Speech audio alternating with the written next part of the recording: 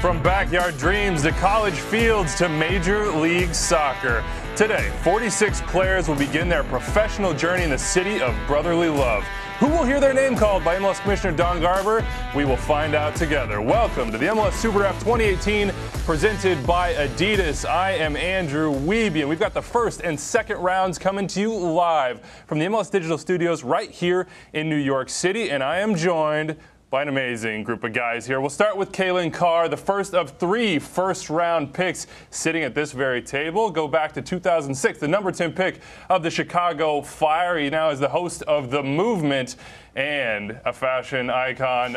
Bobby Warshaw, he was number 17 in 2011 to FC Dallas. Longtime MLS defender, went over to Scandinavia, and then wrote a book, When the Dream Became Reality. He spent the last couple days at the Combine, and he will help us today to understand what's going down as some of these guys' dreams become reality. And then Ali Curtis, who's got bragging rights. Number 2 overall in 2001 to the Tampa Bay Mutiny. He went from MLS forward to MLS executive to New York Red Bulls sporting director. Now he's sitting at this table with us, helping us understand what's going down at all 23 draft tables.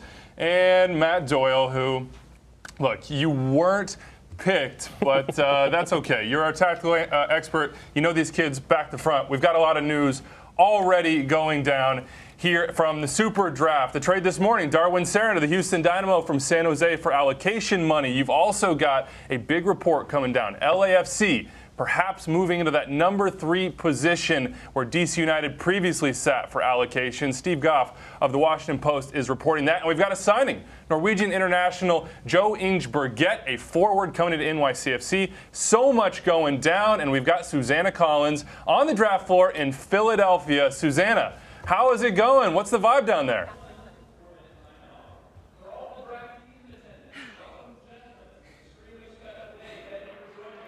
Hey guys, well, as you can see, a very, very big day here in the city of brotherly love. Lots of action happening at these tables behind me. We have a huge crowd of fans, very anxious to see who their team is going to pick today, and also a huge day for the players that are here. I had a chance to speak with some of the Generation Adidas guys last night, Eddie Opoku of Virginia in particular, and I asked him how he was feeling ahead of today, and he said more excited than nervous, but that he definitely anticipated not getting a lot of sleep the night before. So we shall see, but for these guys, Andrew, it all starts today. It does. And the number 1 pick is coming up in just a few minutes. Matt McCune, throwback, all the way back to 1996. The KC Wiz took him with the first ever pick.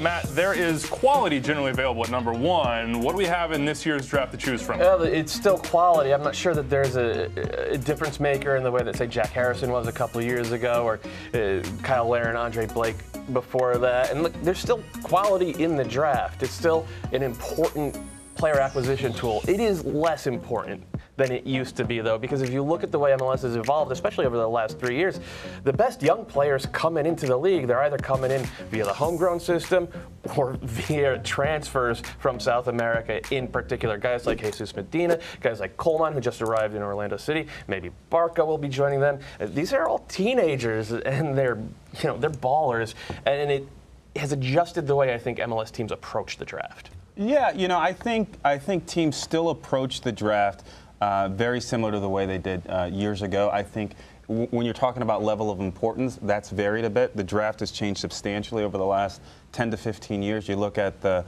GA class this year, there's 7 guys signed. In years past, there's typically 10 to 15. So even numerically, when you're thinking about those top young players, that's changed a lot. And much of it has been as a result of MLS investing a lot in youth development and academies. Started in 2007. Now you see this homegrown movement, and a lot of those top young players are now being signed directly to their teams. Lillard, Cam Lindley, who was just traded to Orlando City. And there's a whole bunch of them, Andrew.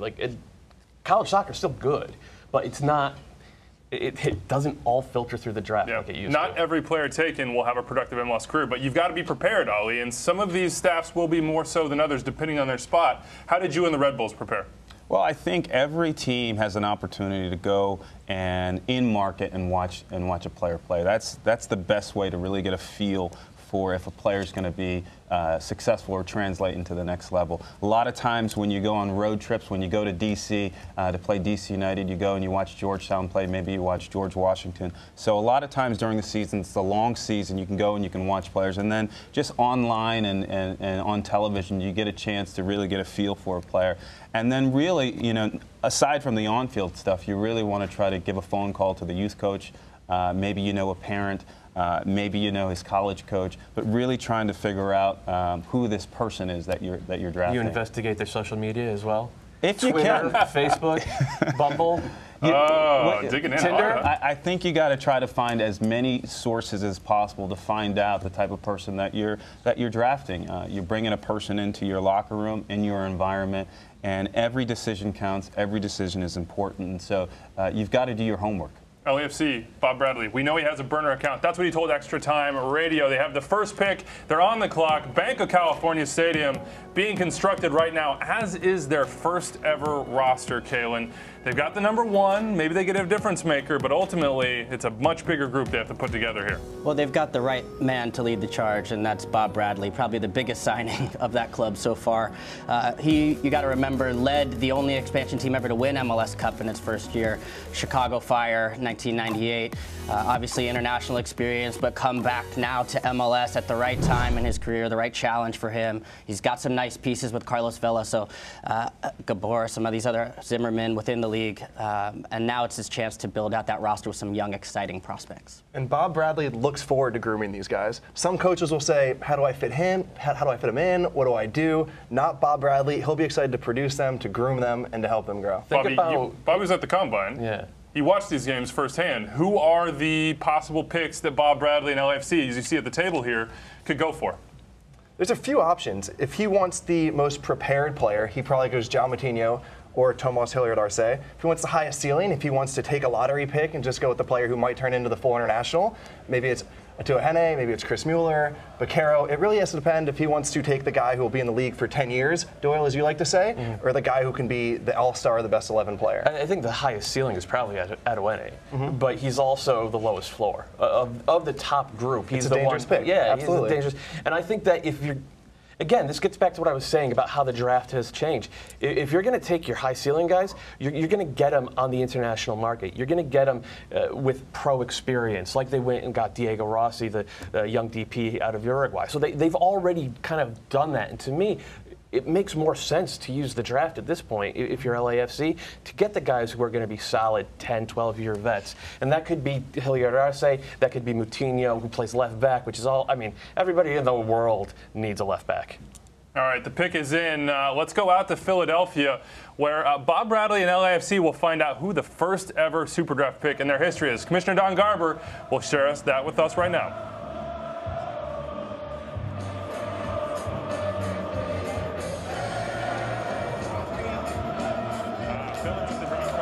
Before we get there, somebody's going to have a dream made, and we'll see that in just a second. See the 3-2-5-2 getting rowdy. Made the trip all the way from L.A.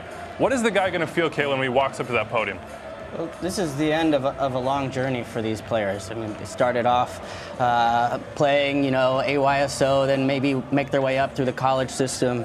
I just remember looking back. I was actually in Philadelphia for my draft in 2006 and had my mom there, some high school friends, sitting next to Kai Kamara.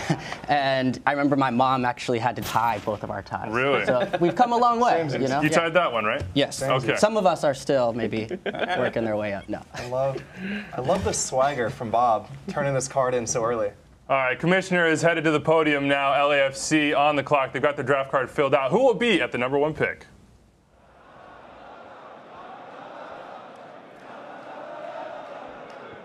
Good morning. With the first pick of the first round of the 2008 MLS Super Draft, the Los Angeles Football Craft select from the University of Akron a member of Generation Adidas defender João Moutinho. The LA Galaxy are now on the clock.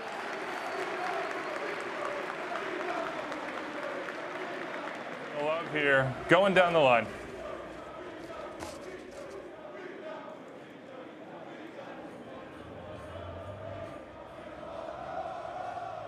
John Moutinho getting the handshakes, heading on stage for his speech. The streak continues. Generation Adidas signings have gone #1 since 2003. He's a defender. He's got a cultured left foot.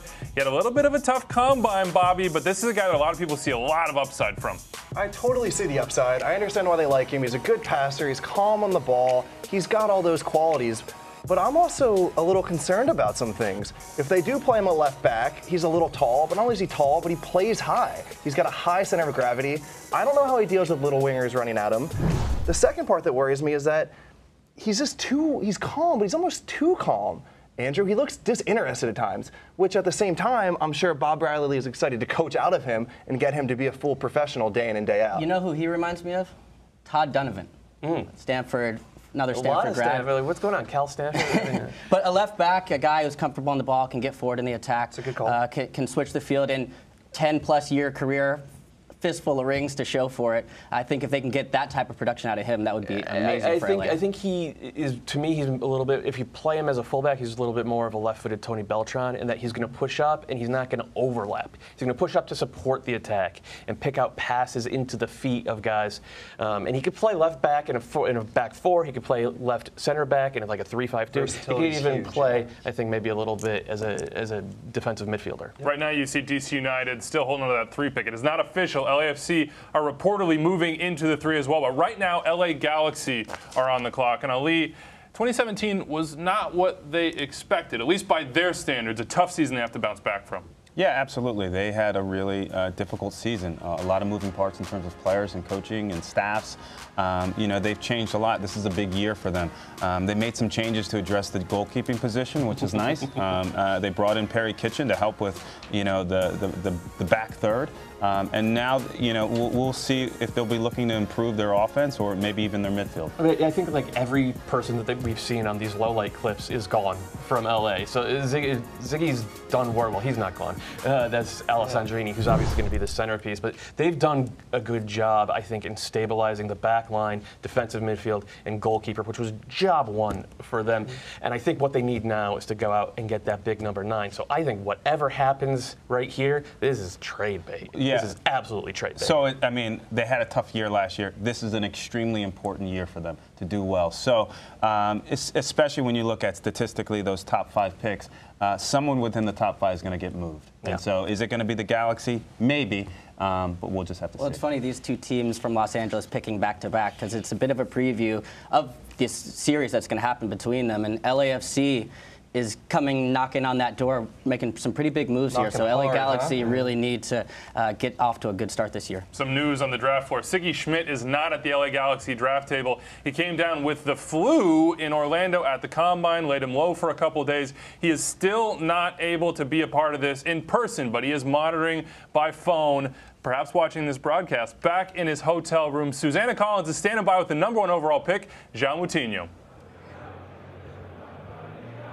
All right, Joao, you're looking good in the black and gold. Can we do the big reveal that Bob Bradley did? There it is. There it is. All right, so you probably anticipated this moment before, but you are the first ever draft pick for LAFC. What was going through your mind when you heard your name called? I mean, it's just a roller coaster of emotions, to be honest. I mean, this is something that I've never dreamt about when I came here, and to be the first pick in such a great group of players, I mean, it's just an honor for me, really. A great group of players and a pretty great coach in Bob Bradley. How much are you looking forward to playing under him?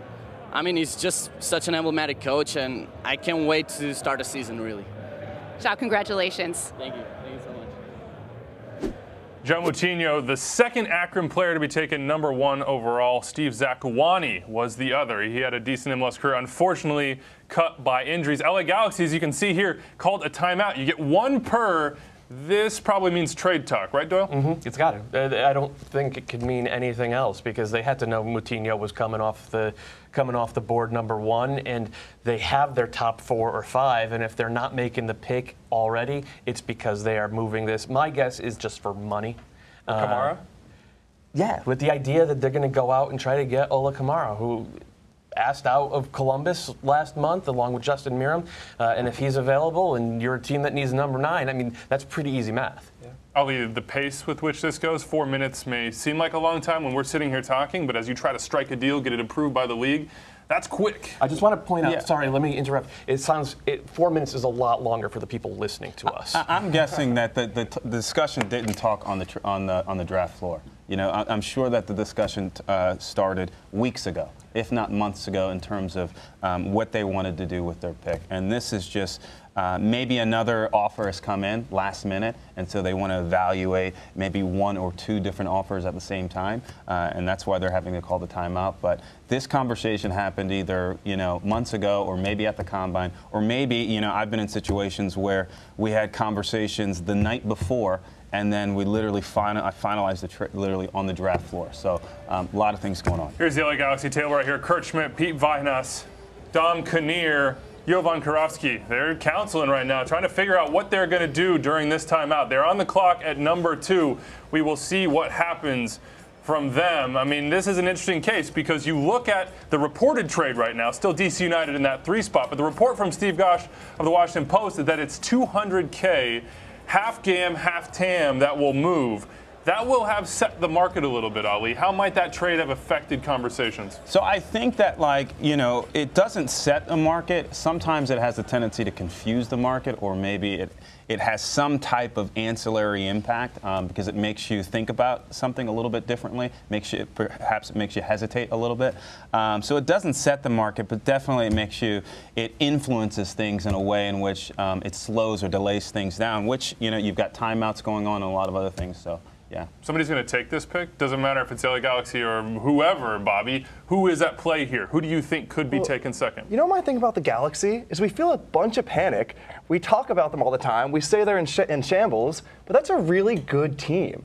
That's got to be one of the best teams to ever have a number 2 pick in MLS history. That front 6 can play with anyone. So it kind of depends where their mindset is. Are they trying to?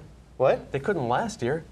But he would still take that team. If you're going to put out a first 11, a lot of MLS teams would take that squad right now. That's fair. So it's a big decision by the organization. Are we okay? Do we find a piece to bring in? Do we get a younger piece? Do we try and move for the future? What That's would the you big. do? I think there's a lot of stuff going on, in that, like, every team has a different roster and they're at different stages of where they are. And so you got a team like maybe Toronto that has a tremendous amount of depth, and so they actually probably have the flexibility to go to the LA Galaxy and say, hey, you know what, we've got a proven player, or maybe a proven player plus a draft pick that we think can help you today, and we know you want to win today, and therefore they're in a position to potentially trade up and get a player that maybe is going to help them tomorrow. What I like about the Galaxy this offseason is they've strengthened up the spine. So they started with Bingham in the back.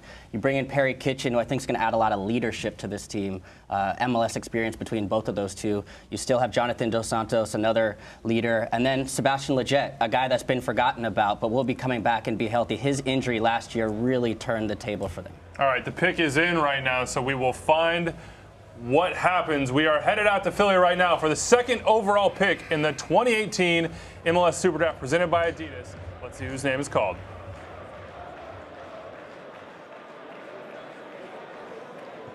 With the 2nd pick of the 1st round of the 2018 MLS Super Draft, the LA Galaxy select from Stanford University, defender Tomas Hilliard Arce. DC United are now on the clock.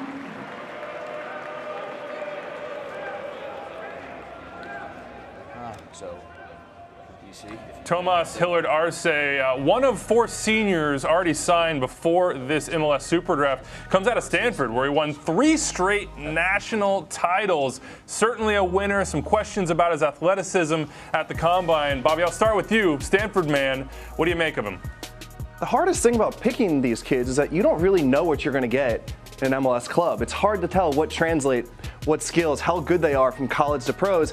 But Tomas is one of the guys that you can trust. It just feels like you know what you're getting day in and day out. So when he shows up that first day of preseason, you know what player to expect. All right, LA Galaxy may not actually hold on to this player. I'm just throwing out scenarios here. Jack Harrison was taken number 1 overall 2 years ago. He was traded a few minutes later. So that timeout, that may be something to come, Doyle. If they do hold on to him, where does he fit in? Right in the middle of that back line. And I think they should hold on to him because he is I mean, you could see they need depth in central defense. You saw it last year, and as Bobby said, he's a sure thing. He might never be an all-star, but he's going to be a good defender in this league for a decade. So I don't, none of these players have played one game. So to Bobby's point, there's uncertainty. They've never played a professional game in their career. So anytime you have a chance to have a player that, like we talked about, 3-time national champion, 2-time captain, and he's right up the road 6 hours away from the Galaxy, they have an opportunity to see that player, to really get a sense of who that player is on and off the field. It reduces that uncertainty, and hopefully that pick is a lot. All right, 2 center backs with the Galaxy right now, Bobby, both on significant contracts. Skelvish brought in this offseason Siani last summer. Where does he fit in here in this 11? The thing about Tomas, it's maybe he doesn't fit into the 11 right away, but what he does really well is he holds his teammates accountable. And this is a team, as I said earlier, of stars. But the problem with that, guys, is sometimes they take games off. Sometimes they take plays off, and Tomas doesn't allow that. So even if he doesn't fit into your 11 right away, just the mentality he brings every single day could raise the level of this team. I could easily see him challenging for a spot. I spoke to the Berkeley coach about him. He compared him to Jimmy Conrad, actually. Now, Jimmy, I think, had the beer and the coffee, maybe a problem for him. But but when you look at this lineup here, the strength in the middle here stands out. Kitchen, Santos, and Santos. If he slides in here, this is a nice little spot. And then, of course, Leggett, so versatile, can play on the wing or tuck inside. But this seems to be the question mark up top. Can Zardes recapture his form from a couple years prior? Will he still be there, guys? That's the other question. He's involved in these trade talks. They've got talks. to trade this pick. You don't take a timeout on the number 2 pick. Take the guy everyone thought you were going to take and not trade it at the end. Maybe it's what Ali said. Maybe it's they took the timeout and they thought they were going to get better offers and it never came. And they said, all right, you know what? He's the number 1 on our board. He gives us something solid that we can build on. All right, DC United on the clock right now. We will see what happens with this one. Of course, rumors of a possible trade. There are no doubts about where they will play this summer. It'll take a little while. They'll be on the road, but Audi Field is finally open. A gorgeous stadium here. DC United, Matt, bringing in some depth in central midfield. They do still have some work to do. They could use this pick, but all reports, all indications are they will trade it. Yeah, it's all indications are that it's already been traded to LAFC. Look, the number 1 guy, the 2 guys left on the board who are elite are John Baccaro and Francis Atuani. Both guys are internationals. I don't think DC have a single international spot left. That tells me the pick's already been traded. When you look at the trade negotiations here and you hear the rumors of 200, half GAM, half TAM, does that feel like good value? It kind of resonates. It kind of makes sense. It seems appropriate and hits the market, in terms of that 3rd slot. The question I have is if there was a trade involved, is there going to be another trade? Or is the team that actually traded to get the slot, are they actually selecting a player, or are they selecting a player if only to move them on? So there's a lot of different scenarios that could unfold. We just got to wait and see. DC United look calm, by the way. Dave Casper, Benny Olsen, they've been Zach doing this Thornton, for a while. they're just hanging out. They've been no doing biggie. They've been doing this for years. Does 200,000 get you a starter in this league? What is the interleague trade value of 200,000? Yeah, so 200 gets you a starting player. It depends on what player and how much, what that budget number that player coming on your team is at. But certainly, yeah. All right, guys, let's go back out to Philly. Commissioner Don Garber headed to the podium, about to find out if DC will use this or trade this as reported.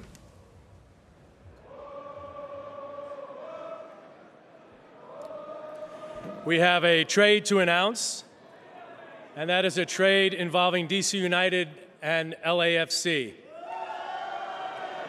DC United have traded the 3rd pick in the 2018 MLS Super Draft to LAFC for $100,000 in general allocation money and $100,000 of targeted allocation money. And with the 3rd pick of the 1st round, the 2018 MLS Super Draft, LAFC select from the University of the Pacific defender Tristan Blackman. The Montreal Impact are now on the clock.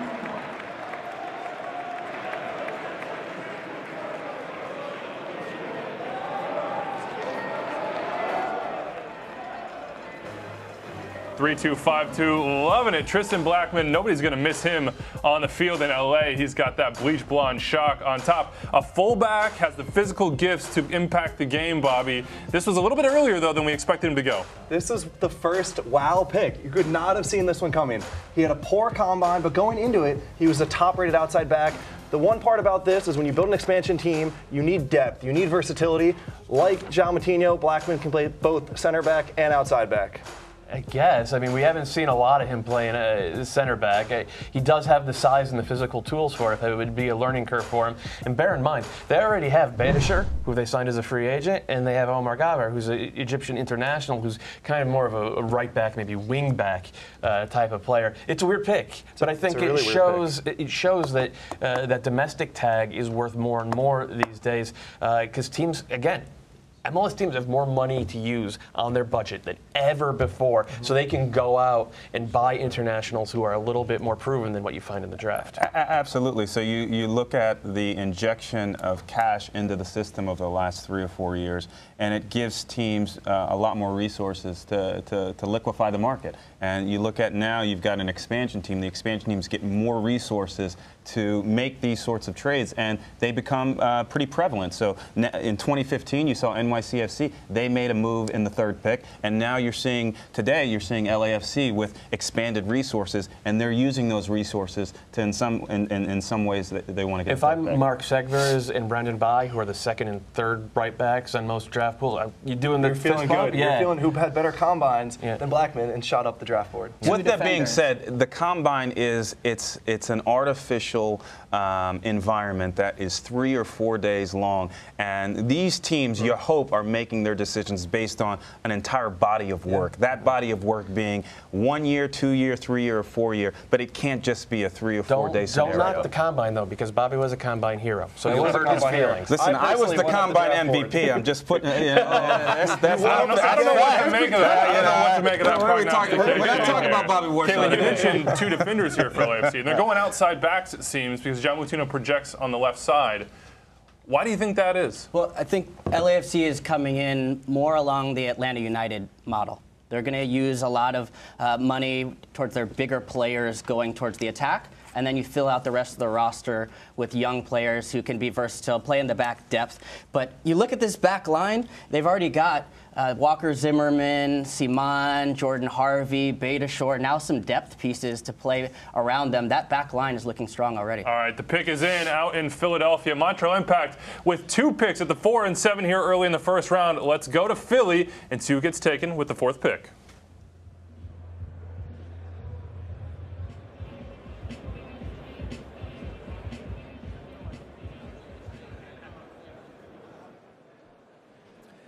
We have another trade to announce involving FC Dallas and the Montreal Impact. The Montreal Impact have traded the 4th pick in the 2018 MLS Super Draft to FC Dallas in return for $200,000 of general allocation money. And with the 4th pick of the 1st round of the 2018 Super Draft, FC Dallas select from the University of Michigan and a member of Generation Adidas, midfielder Francis Atu-Ahene. Minnesota United FC are now on the clock.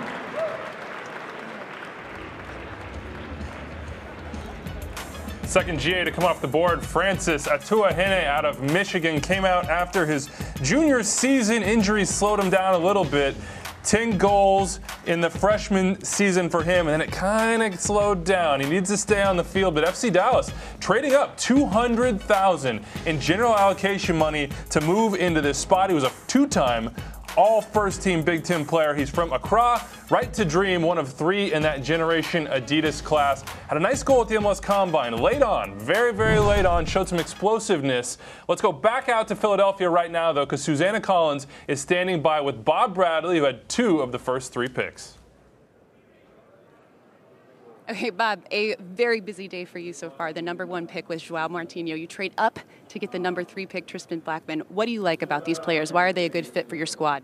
I think both are good footballers. João is very skillful, can play some different positions. And we just looked and saw a player that's young and that really has a big upside. And Tristan is a really interesting one. He's from Las Vegas. He's grown a lot at the University of Pacific, and we really feel that this is somebody that at the next level is going to show people that there's a lot there. So both for us are exciting young players that we're looking forward to working with. As you look to establish the identity of the team that you're assembling, how important is a day like today?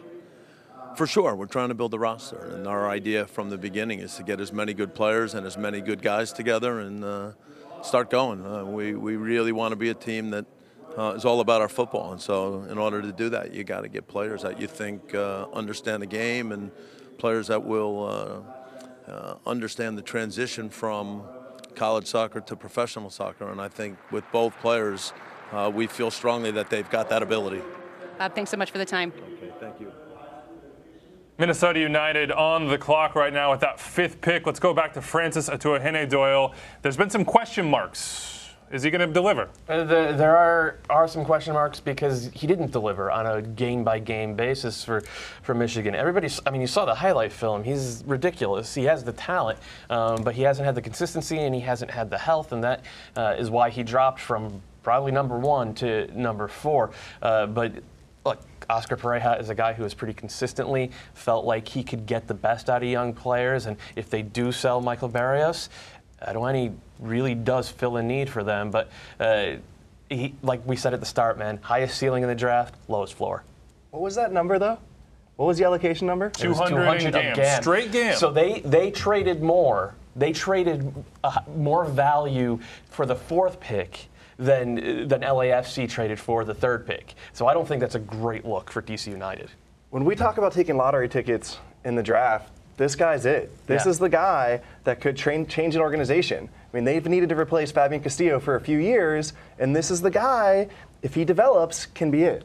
They've needed to find goals as well. You know, they struggled trying to find goals down the stretch last season. This guy gives you a chance. You see him on the turn. Atuahene can finish with both feet.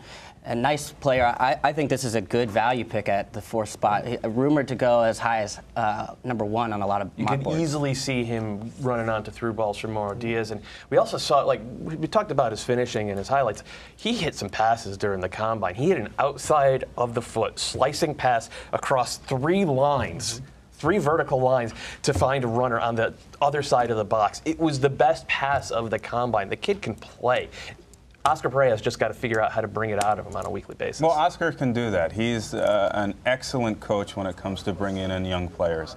I don't like the lottery ticket reference because I don't think you should be playing the lottery with the third pick. That's a pick even in a really uncertain draft. You want to make sure that you have that. I do like, Bobby, I like your comment on his upside because that's remarkable. And when you think of even in 2015 when NYCFC selected Jack Harrison. Yes, there were some injury concerns, and he got injured when he first came into the league, but he's delivered. And if you ask any club in this league if they'd take that player for $200,000 of allocation, I think they'd do it in a heartbeat. But bear in mind, Harrison is actually younger than Atuahene.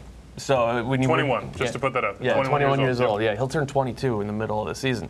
So it's like we're seeing MLS get younger and younger by going out and getting guys like Coleman and like Barco, hopefully, and stuff like that. So I think there's less of a taste for developing a 21, 22-year-old than maybe there used to be. All right, a timeout currently for Minnesota United. Susanna is standing by there with Alexi Lawless and Stu Holden from Philly. Hey guys, all right, so neither of you were actually drafted at one of these events, but I want to ask to get the players' perspective, what's going through these guys' heads today as they're waiting to hear their name called? Look, they're thinking that this is the moment when they start their professional career, and so they're thinking about making money and being famous and having people talk to them and scoring goals and traveling the world and all that kind of stuff. The reality is that only a small percentage will fulfill that, but you got a dream, and this is the start of a dream for a lot of them. And Stu, for you, when you look at the teams that are here today, who has the most to lose and gain on a day like Super Draft? I think LAFC, because LAFC need more players. I mean, I was looking at it before. They only had 12 players signed coming into this. Preseason starts in 2 or 3 weeks, so I think if they could take 8 or 9, they probably would. But knowing Bob, he's waiting to announce them later. But it's been interesting walking through the lobby here and seeing some of the players and meeting some of these young players that are going to be in Major League Soccer, just so nervous and shaking their hands, and they're, that anxiousness of waiting for their name to be called. Some, like Alexi said, might not get called, but then still have the opportunity to go into training camp, because ultimately there's a lot of roster spots that need to be filled out. But it's also it's about hedging your bets if you're these teams, because the reality is that I always thought that if you came out of a draft with one player that was significant, and significant means either a starter, that would be great, or a player that plays significant minutes, then I think you've had a successful draft. And I think that that's what they do, and they better have done their homework, and I think a lot of them have. In the past, sometimes people haven't done their homework, or they use it as an opportunity to acquire monies that they then go use on players that they might want. So ignore the draft at your own peril if you are a GM or any type of team. Guys, always great to see you. Thanks so much for the time. Thank you. All right, let's sum it up as it's happened so far. Number 1 overall to LAFC, João Moutinho, the Generation Adidas product out of Akron, 19 years old, one of 2 teenagers at the MLS Combine. Number 2, the sure thing, Tomas Hilliard Arce, the center back from Stanford, 3-time national title winner. Tristan Blackman, Pacific. Francis Atuene of Michigan goes 4. We've already seen 2 trades go down. LAFC took a timeout. We think they might be talking. Minnesota United take a timeout. It's flying thick and fast in there, Matt. Yeah, it is. And we've heard rumors about maybe the Union trying to trade up and get a player in the top 5. We've heard it. I've heard a lot about the Fire maybe trying to trade up and get a player in the top 5. John Baccaro is the consensus best talent left on the board. He's a playmaking center forward. There's also Chris Mueller from Wisconsin, who's more of a second forward type of guy. He just finds good spots in the attacking third. And then there's just a couple of good Generation Adidas players who feel more like flyers at this point. But the big name's the big guy, Wyatt Omberg from Dartmouth, 6'4". He's got to go next. Right? He's got to go to Minnesota. Minnesota United, you see them handing in either a draft card or a trade card. We will find out. They need to do some building as well. This, Kalen, has not been a busy offseason so far for the Loons. They finished the season actually pretty well, though. They not the best inaugural season, especially in comparison to Atlanta United, who kind of stole the show. But they finished strongly. I think 4-4-2 down the stretch. The big question for me with this team is, how does Abu Danladi and Christian Ramirez operate up top together, or can they? Is it going to be one at a time with Danladi coming off the bench as it was through long stretches, or can you get both of those 2 guys on the field at the same time working together? All right, a little note here for you. Chicago Fire have apparently taken a timeout as well. That goes back to what you said, Matt. Have you heard about who they might be interested in here? Who do you think it might be?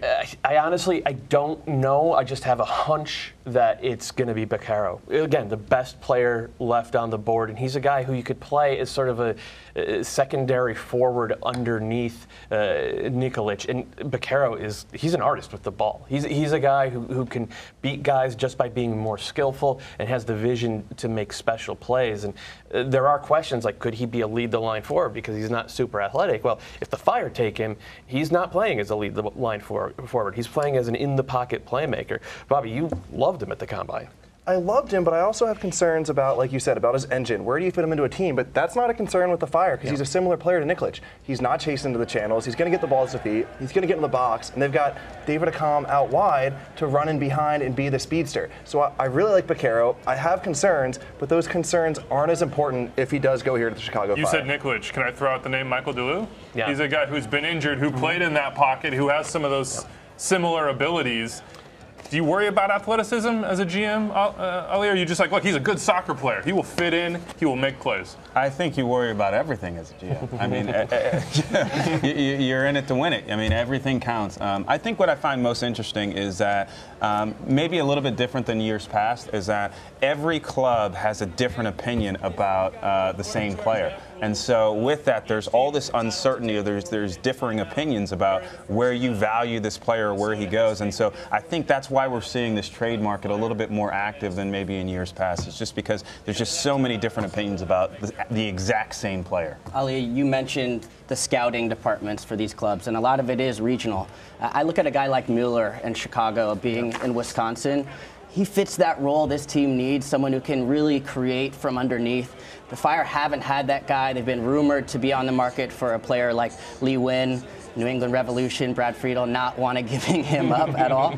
So I think Mueller is a nice pick, a good target for Chicago, especially with the Midwest connection. Mueller is a Chicago kid, and he played for, I think, with Chicago Sockers or the Magic, and he turned down the Fire. Because he wanted to be loyal. In his words, he wanted to be loyal. Yeah, so there you go.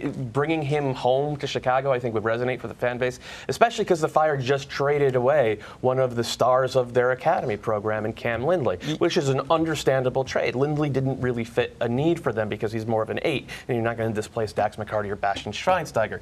Mueller, again, a Chicago kid, he, like Kalen was saying, he fits that spot right there. So with that being said, it's nice that a player is local. It's nice that the player is, from the community. At the end of the day, he's got to be able to play, though, because you want to make sure that whatever player you're bringing in, you hope that he's around there for 10 years, So I really think that, and I know Nelson, Pano is an intense guy as well. I think they're trying to find the best player at that position. No questions about, we were talking it's about. It's nice if he's local, though. Right, yeah. But we were talking about questions about Baccaro's athleticism.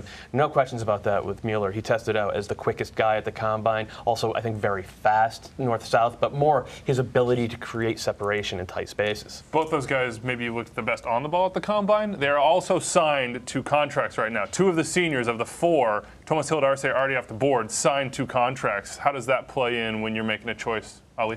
Well, I mean, you understand the economics, and you understand that the guy, if he's signed, that you can place him right on your roster, as opposed to if you do draft someone in the top 5, you want to make sure you bring him into camp, and all of a sudden they want to go try their hand in Europe or some other market. So it's good to know what you're getting, whether that's from a contract perspective or whether or not you know how they what their left foot looks like or how fast they can run. Here's a question. We're talking about draft prospects, all that, this, that, and the other.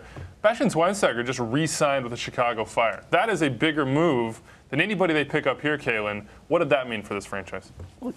He's proven himself. There were a lot of doubters last year, which is funny to say for a World Cup winner, but about his age. And he proved last year he can drop back, distribute. The other big signing, of course, is extending Dax McCarty. So with those 2, you have a nice foundation going forward.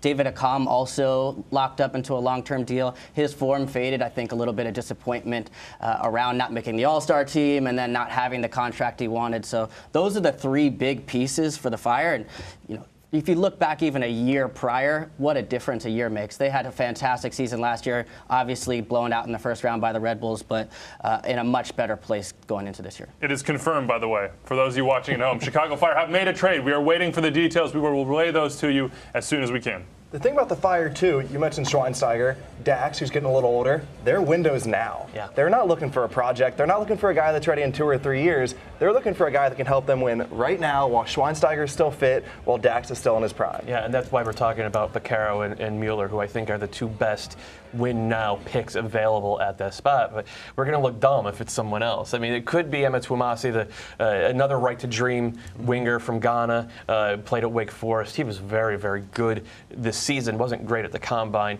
which shouldn't.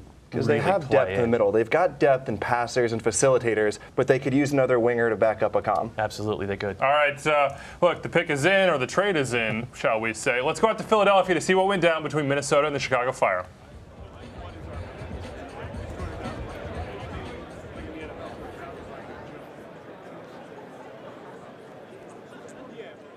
We have a trade to announce involving Minnesota United and the Chicago Fire.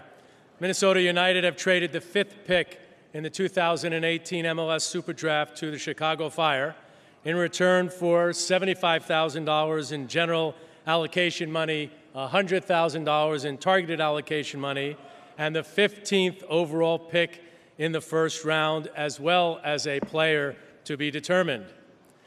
With the 5th pick of the first round of the 2018 MLS Super Draft, the Chicago Fire select from Wake Forest University and the 2018 MLS Combine Tom Fitzgerald Most Valuable Player forward John Baccaro. Orlando City SC are now on the clock. John Baquero, the son of Jose Maria Baquero, a legend at Barcelona with the Spanish national team. His pedigree is incredible. His stat line in his senior year is right on the same. 16 goals, 14 assists, Mac Hermann Trophy Award winner. What are they getting? How's he fit in? They're getting a guy who played primarily as a center forward, but he was a playmaking, come off the line center forward. I think for Chicago, he would play underneath Nikolic and just be kind of like a floating number 10, almost in a 4-4-1-1. I love him. He's the best player in the draft, but I do worry about his ability to create separation on the ball. I think he's a football player. Yeah. You know, he knows how to play the game, and so he's got a good bit of skill. He's talented. He loves the game. He should fit in well with Bono. All right, let's talk Minnesota, because the trade goes down. They get a haul of, let's see, 175 combined allocation, the number 15, and then there's that player to be named later. We don't know who that guy is just yet. Is this a win for Manny Lagos and the Loons?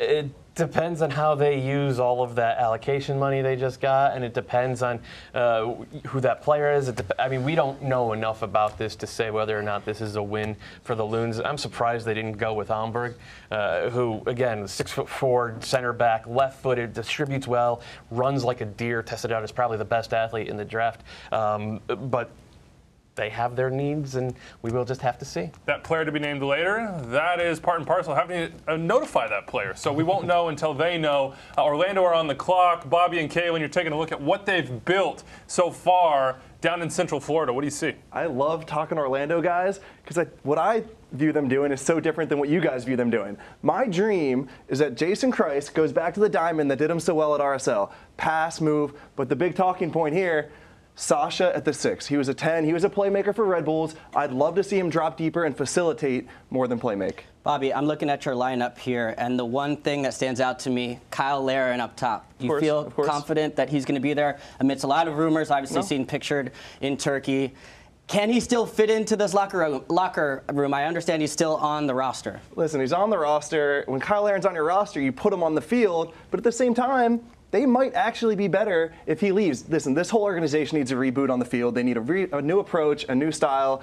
So am I confident? No, not at all. Well, I actually think they may likely move him. I think Dom Dwyer plays better as a central striker. These two didn't really find their form. I'm going to take Kyle out of the lineup here. Come on, Kyle. I know you don't want to go, but Chris Gita comes in. I think this is going to be moved around quite a bit. You can help me, Bobby. There you go, right up there. And I think Sasha comes up forward right here. And it starts to look a little bit like this. I think they've built it around Sasha. Christ is going to give him the keys to run the offense moving forward. Dom Dwyer, they can create a relationship, much like he did with Bradley Wright Phillips. I think this is probably more likely to what we'll see. We've got Ali Curtis here. So much experience with Sasha Question. When you see him say, put him at the 6, when you see Kayla move him to the 10, how do you see Jason Christ using Sasha Question?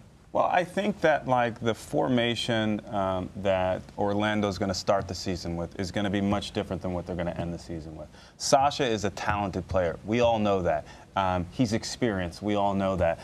His skill level and talent, he can play a number of different positions within the midfield. It really will see how that team as a unit gels together in terms of where Sasha's actually going to play. Can he play on the outside? Absolutely, because he's skillful enough to be able to serve a great ball in there. Is he tough enough to be that number 8 and really kind of shepherd the midfield in terms of defensive and offensive responsibilities?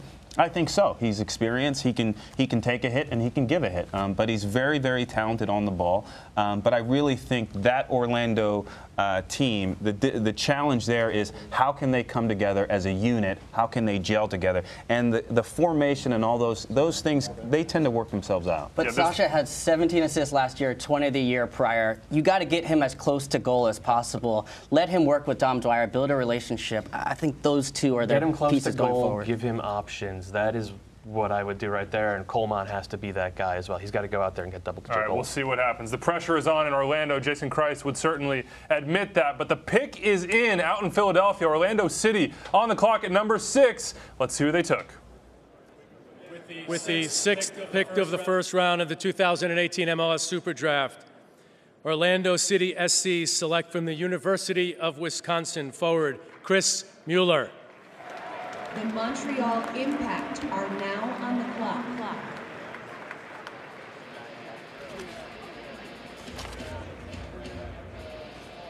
Chris Mueller. Spent 4 years at Wisconsin. Led the nation with 20 assists in 2017. Had 9 goals to boot. He's the Big Ten Offensive Player of the Year. A second-team All-American. A solid career, but he really blossomed in his final season, Bobby. What do you see when you look at Orlando? How does he fit in? What's his ceiling? This confirms what I was saying, guys. Mueller is a pass and move kind of guy. In college, he was a playmaker, 20 assists his senior season, but because he went for it often. At his best, at the MLS level, he won't be a guy that plays those through passes. He'll be a guy who gets it and gives it. Of these college players, it was him and Baquero who are the most comfortable on the ball, the most soccer ready, but Mueller needs to adjust his game a little bit to make it in MLS. To me, he's a second forward. He's not a guy. We saw him play on the wing in the combine, and I know he did it maybe a little bit for Wisconsin, but that's not his game. He's better when he plays central because he is a pass and move guy, not a face up and beat a guy with his speed. I don't want to say it confirms to me that Jason Kreis is going to play that 4-4-2 diamond, but I think it makes it likely. It pulls you me along. in. I'm still There's an I told you so waiting here at some point. Near Sasha Kljestan is the number 6, though. Okay. Sasha Kljestan is not going to be there. a defensive midfielder, Bobby. All right, look, Montreal Impact on the clock right now. They traded away the 4th pick. Ended up being Francis Atuahene to FC Dallas, but they're on the clock now. Of course, Piatti, the man. He's been the man. He's back, but they are rebuilding this roster, Ali, after a tough 2017. Yeah, absolutely. I mean, I think Montreal is a team that they want to get back to form. A change in coaching staff. Piatti's an unbelievable player, as we all know. They want to make this pick count, but Montreal has been a really, really solid team in terms of how they've built their roster with internationals, as well as balancing a few things out with the draft. So it'll be interesting. Well, they've definitely gotten more Canadian lately between getting Raheem Edwards and that trade with LAFC, and then they just signed Petrasso, who are the guys I think will be starting at the fullbacks for them.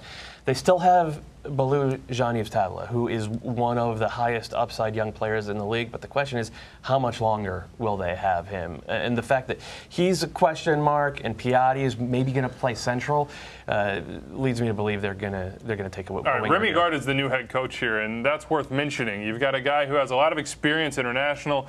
Lyon, of course, came up through that academy, was a great player in his own right as well. What do they get here? What do we think the direction of the club is going to be, Kalen? Well, they need to get younger. Patrice Bernier, Donadel, some of these guys. Patrice obviously retired, but this club has young talent. You want to see Tabla get some more opportunities. Jackson Hamel up top, I think you should give him a run out. See, he scored goals in limited minutes. Strengthening through the academy, through the draft, this is the type of club that needs to use these mechanisms to get better because they have some experienced top-end talent in a guy like Piatti. They just need more pieces around him. And I think from now until probably you're thinking maybe the 10th to 12th pick, you're not so much picking positionally as you're picking, okay, is he a GA or a college senior, so therefore I can put him on my supplemental roster because he won't hit my cap. Can I get the best player available, I think, is what you're really trying to get. Bobby, who are those players? Well, Montreal needs talent. Let's not beat around the bush here, guys. Montreal has a lot of work to do. It's got to be Omsberg. It's got to be the center back. There's very few places in this draft where a guy can go in and play right away, and one of them is center back in Montreal. Wyatt Omsberg's got to be the guy. Yeah, if you look at the way they've gotten beat up in the air and out-physicaled over the last couple of years, adding a guy who's 6'4", 190 pounds, and I know that's a very regressive way to discuss this game of ours, but sometimes it comes down to that. They need that physical presence.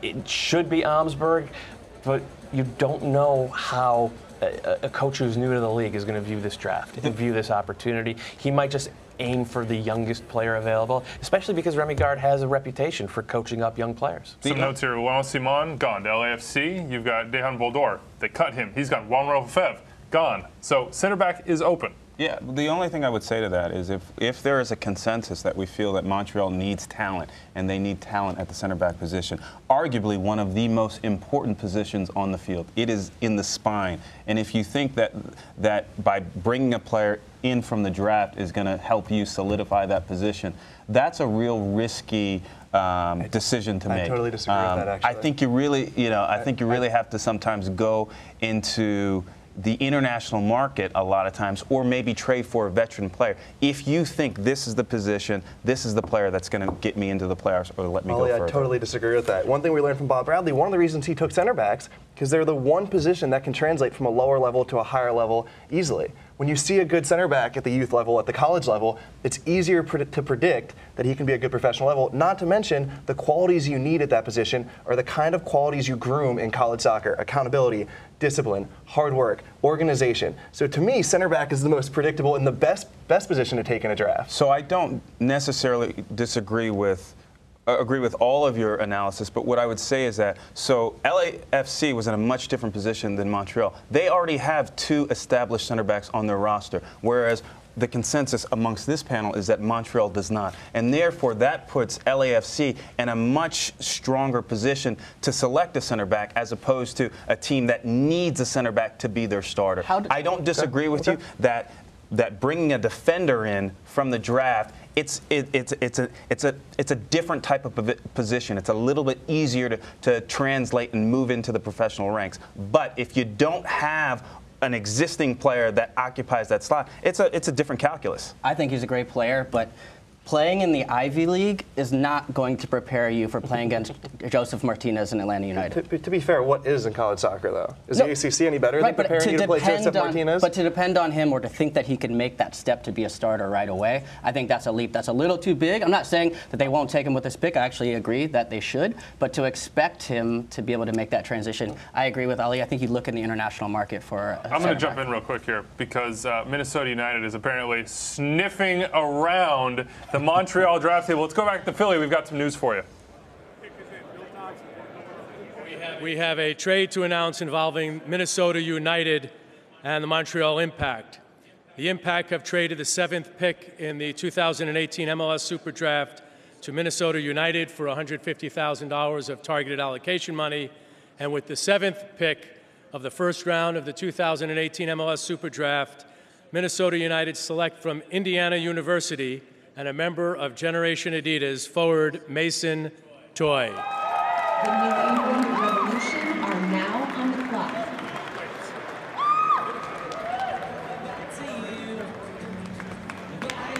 Mason Toye came out as a freshman out of Indiana where he led the Hoosiers in goals. 6'3", 190. He is a physical specimen. You can see there, those legs remind me a little bit of Thierry Henry. 10 goals, 2 assists in his first year. First team All Big Ten. He's been with the U.S. U20s in camp, the U19s too, with Brad Friedel. Thought he might go to New England with these picks afterwards. You see they have back-to-back in 8 and 9.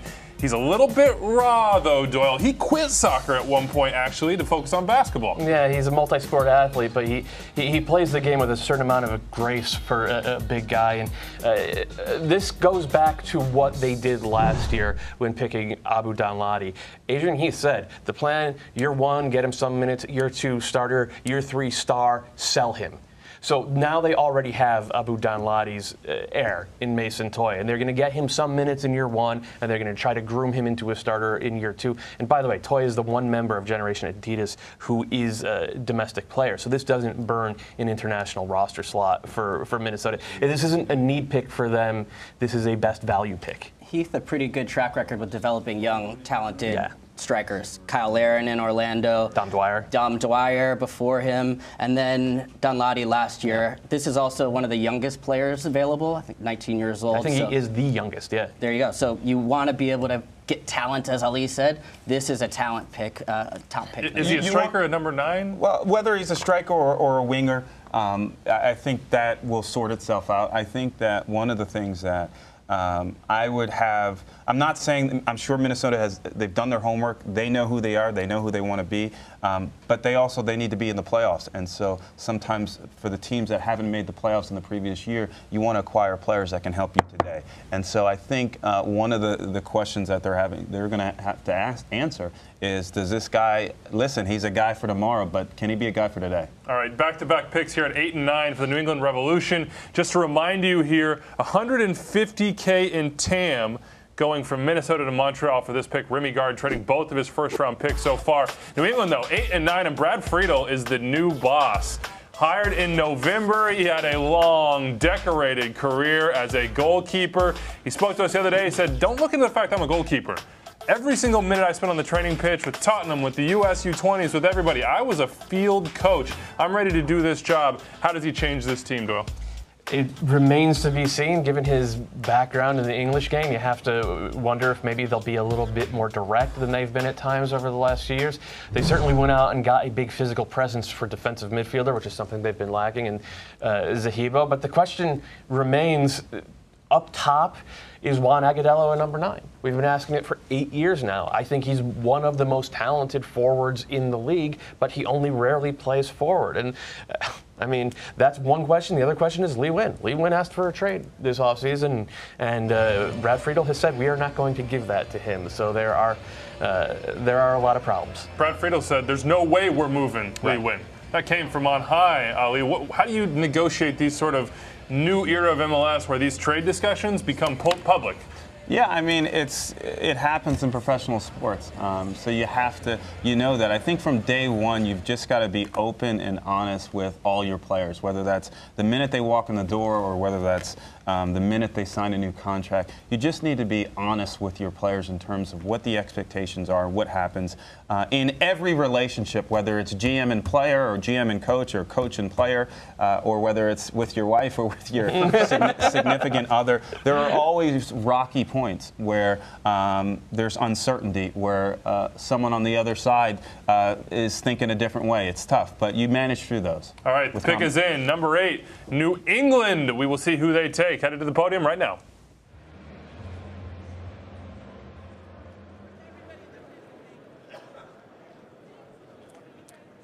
With the 8th pick of the first round of the 2018 MLS Super Draft, the New England Revolution select from Western Michigan University defender Brandon Bai. The New England Revolution are now on the clock.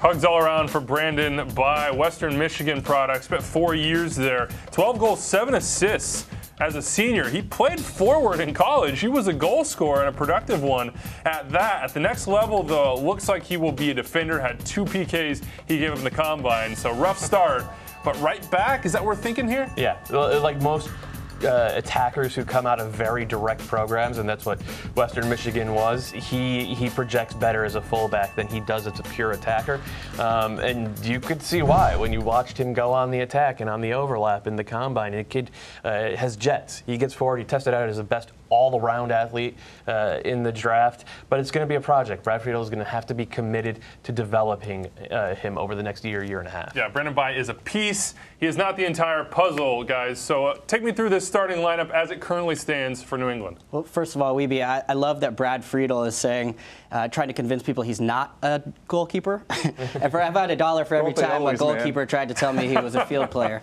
But when you look at this lineup, Bobby, you'll see a lot of similar pieces for me, attacking wingers. But the one that is new here, right here, let's draw him up, Zahibo. We talked to Jay Heaps last year, and he was saying, since they lost Jermaine Jones, they've really lacked that piece in the middle. They're hoping this guy can maybe make the difference.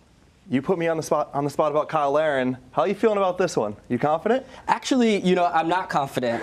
I think, when I talked about them having too many pieces, this is what I could see happening. If Lee Nguyen does move, in comes Fagundes, who shouldn't be on the bench, obviously. Too much talent for that. He swings out here. Rowe steps into the middle of midfield. Attacking talent. This guy's been underrated, emerging with the U.S. men's national team. This is what I'm talking about with just a cluttered attack. I actually think in some ways Friedel would be better off moving a piece, and Lee Nguyen is the one with the most value. The problem with Zahibo is that Agudelo, Fagundes, Caldwell, Rowe, they see the game in a certain way. They like short passes. They like combinations. I'm not sure Zahibo can do that. So you want to bring in the muscle, but if he doesn't see the game in the same way as the other guys, who knows? But I'll tell you, I'm looking forward to the Lee Nguyen saga. We don't have much of this in MLS. We don't have many guys fighting over contracts like this. So clearly Brad Friedel's stressing, but for the drama of it, I'm kind of stoked. Actually, I think Brad Friedel's not stressing at all. I don't think they're very worried about this one. Lee Nguyen, one of the most productive 10s in the league, though, 11 goals, 15 assists last year. When you navigate this, when you see how they moved it around, Doyle, I mean, that makes sense. You love Kellen Rowe. I do love Kellen Rowe, and I think it's probably time to put the game at his feet, so to speak, in that number 10 role. And now is probably the time to sell on Lee Nguyen. He's 31 years old in his best years. I mean, I still think he has good years ahead, but his best years are probably behind him, and there is a market out there for Lee Nguyen. And given that Brad Friedel has been pretty explicit about wanting to develop young American players, wanting to have a younger, more energetic roster, I don't understand why you would sit on him. I don't understand why you wouldn't make the move if there are takers out there. Well, he's a really good player. You know, he's been... Not if he's sitting in the stands because he won't play him. He's been an under 10 player for a while, and what you don't want to do is you don't want to set precedent as well. You know, as much as a player gives his word when he signs a contract, you have a commitment to that player as well. And so, you know, I'm not privy to all the different closed-door conversations with regard to Lee and with the organization, but you know, from all my experiences, that club is usually fairly direct in terms of what their expectations are. So. Should be interesting. You talked about young American players, Doyle, and we're talking about Kellen Rowe, years into his deal, maybe getting the opportunity to play his best position. Brad Friedel spent time with the U.S. U20s. He told us in an interview down at the Combine that he believes in those players. He wants to bring them through. It won't just be about high-profile signings, but when you hear that, Kalen, what do you think? How difficult is that to actually bring young American players into the fold to develop them? Well, it's important because when you look at even the last cycle for the U.S. men's national team, if you wait too long on a guy like Kellen Rowe because he's been on the bench or hasn't gotten opportunities, you might miss out on a talent and some of the best years a player has to offer. So getting him on the field, I think, is a priority. Fagundes, Nemeth, they've got a lot of similar pieces, so I think to Ali's point, they just want to make sure they get value, the most value for whichever piece they do move on from. And they've shown that. They moved Kai Kamara. They're not afraid to make a big move. And Juan Agudelo will now get his chance to lead the line. Well, let's get out to Philadelphia. They have the number 9 pick, the New England Revolution, do back-to-back. Let's see who they took.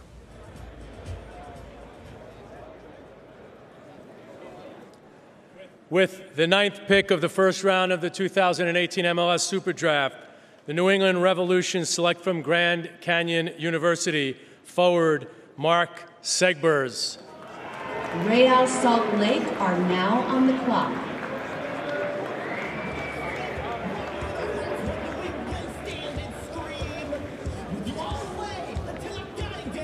University of Wisconsin, that's who produced Mark Segbers. 4 years there, 5 goals, 7 assists in his senior season, 21 starts, surely benefiting off playing with Chris Mueller, but quite the player himself. Second team All-American, 5'9", 158, probably projects more as a winger. Bobby, what did you see from this guy? This has me stoked. Another guy just like Brandon Bye, very similar players, converted to outside back. But this just shows the direction that Brad Friedel wants to take this organization. 2 strikers he's going to try and slide in somewhere in the back line, probably right back.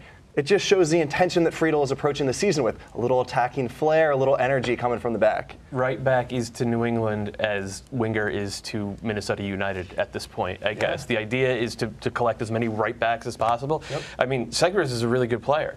But like you said, he's basically the same player as Bye, and basically, exactly the same player. So I don't really understand the idea of sort of doubling down on that type of guy, unless one of them is trade bait. Well, outside back's been ignored in this league, Ali, so it's nice to see some emphasis right put on it. Right back has been a sore spot around this league, but the refs have Andrew Farrell, who wasn't great last year, but they just re-signed, by the way. Who they just re-signed. And then they take 2 more. It's like, I don't get it. But he can play in the middle. Farrell can play in the middle as well. Maybe that's the idea of moving him inside. Not well. And this kid has also played, he's a winger by trade. So what's to expect that he's not going to be a winger at the professional level? Teal Bunbury re-signed as well. I'm going to throw something out here, guys. We've got 3 Generation Adidas picks taken, 4 still on the board. Is that surprising that they've not dropped, but we're 9 picks in and there's still more than half the class remaining? Why might that be? You know, we talked a little bit about earlier in the show in terms of every club has a different opinion about the exact same player. So it's really uncertain in terms of, you know, where these players are going because everyone's got a different opinion. All right, let's get out to Philadelphia. Susanna Collins is standing by with Brad Friedel, the head coach of the Revs.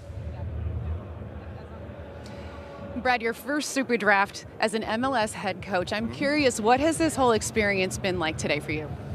Oh, it's been fun. It is a little different from the world that I lived in before, but we had done all of our homework, and actually we got the first two names on the list that we wanted. We wanted both Mark and Brandon. A lot of pace, a lot of athleticism, the young players, and they provide cover all along the right-hand side, so we're very pleased.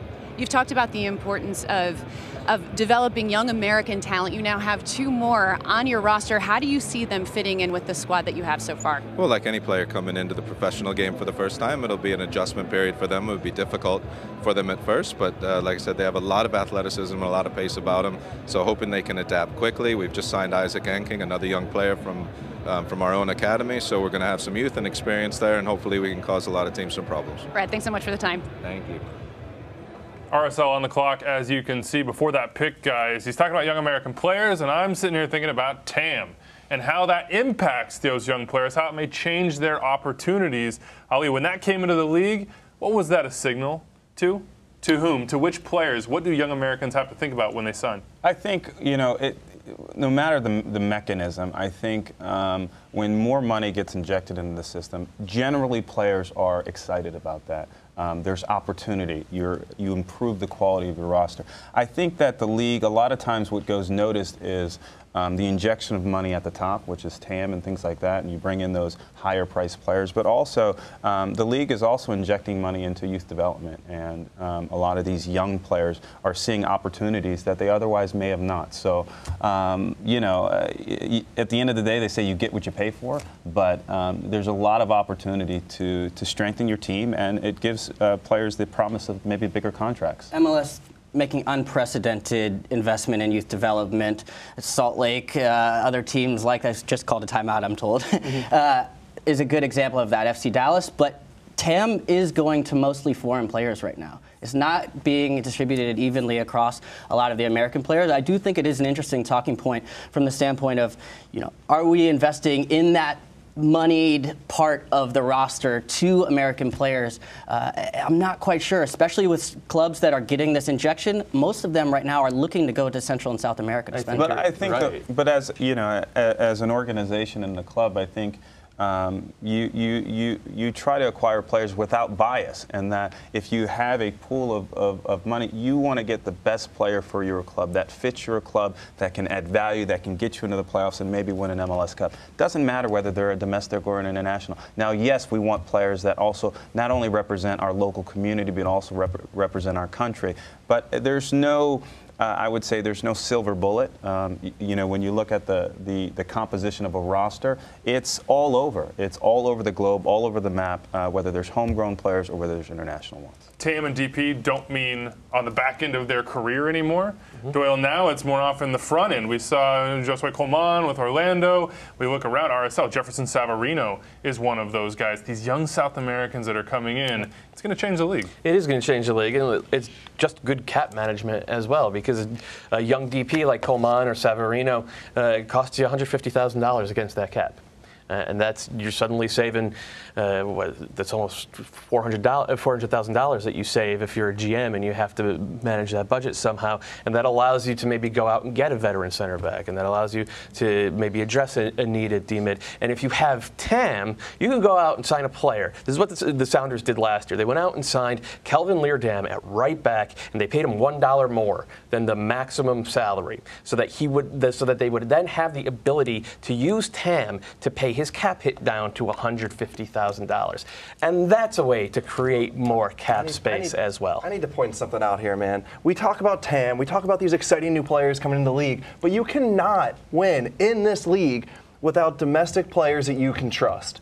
You need good American talent who knows the league, who knows the different parts about MLS, the travel, and this is where you get it, right? You need the guys from 150 to 250 in your salary budget who are American, who you can count on to win in this league, and that's what we can never forget. For as exciting as these new players are, you can never undervalue those nuances and those intangibles. I think you got to, yes and yes. There is, like, you look at the composition of a roster, it's all over the map. You need a little bit from every bucket. And, you know, we've talked a little bit about American players and is that really touching the TAM? I remember one time there was a player that came into the league. He was a Generation Adidas player, then worked his way up, and then all of a sudden, you know, I offered him a TAM contract, and that's Dax McCarty. So there is that opportunity for American players. Really, these clubs are doing the best jobs they can to strengthen their club in any way they can, and from a cap management perspective, but also at the same time, they've got to manage their budget. I do, to some respect, I agree with you in terms of the bedrock of your club, at least from a 34-game season perspective. You need those guys that are between 150 and call it 250 because those are the guys that are going to show up on Saturday every week. Exactly. That's important. But it's very, very important to have these TAM guys. You need guys that are very, very special. And sometimes those special guys, it's difficult to get because of the price. If you're looking at the model, Toronto FC. Yep. They've used every mechanism possible. They've gone the DP route. They've used North Americans. I think 8 of the 11 starters at MLS Cup were North American players. They've used the free agency with Drew Moore. They've used the draft with Bono. So it really is about how you build a roster out from all these different elements. Either way, I just think you've got to maximize in every single bucket. Homegrown player, draft, re-entry, expansion, TAM, designated player, the whole gambit. You've got to get value. I got to jump in, Ellie. That is every bucket. And we've got some news coming from Philly. You saw the timeout by Real Salt Lake. If you've been watching, you probably know what that means. Let's go out to the draft floor.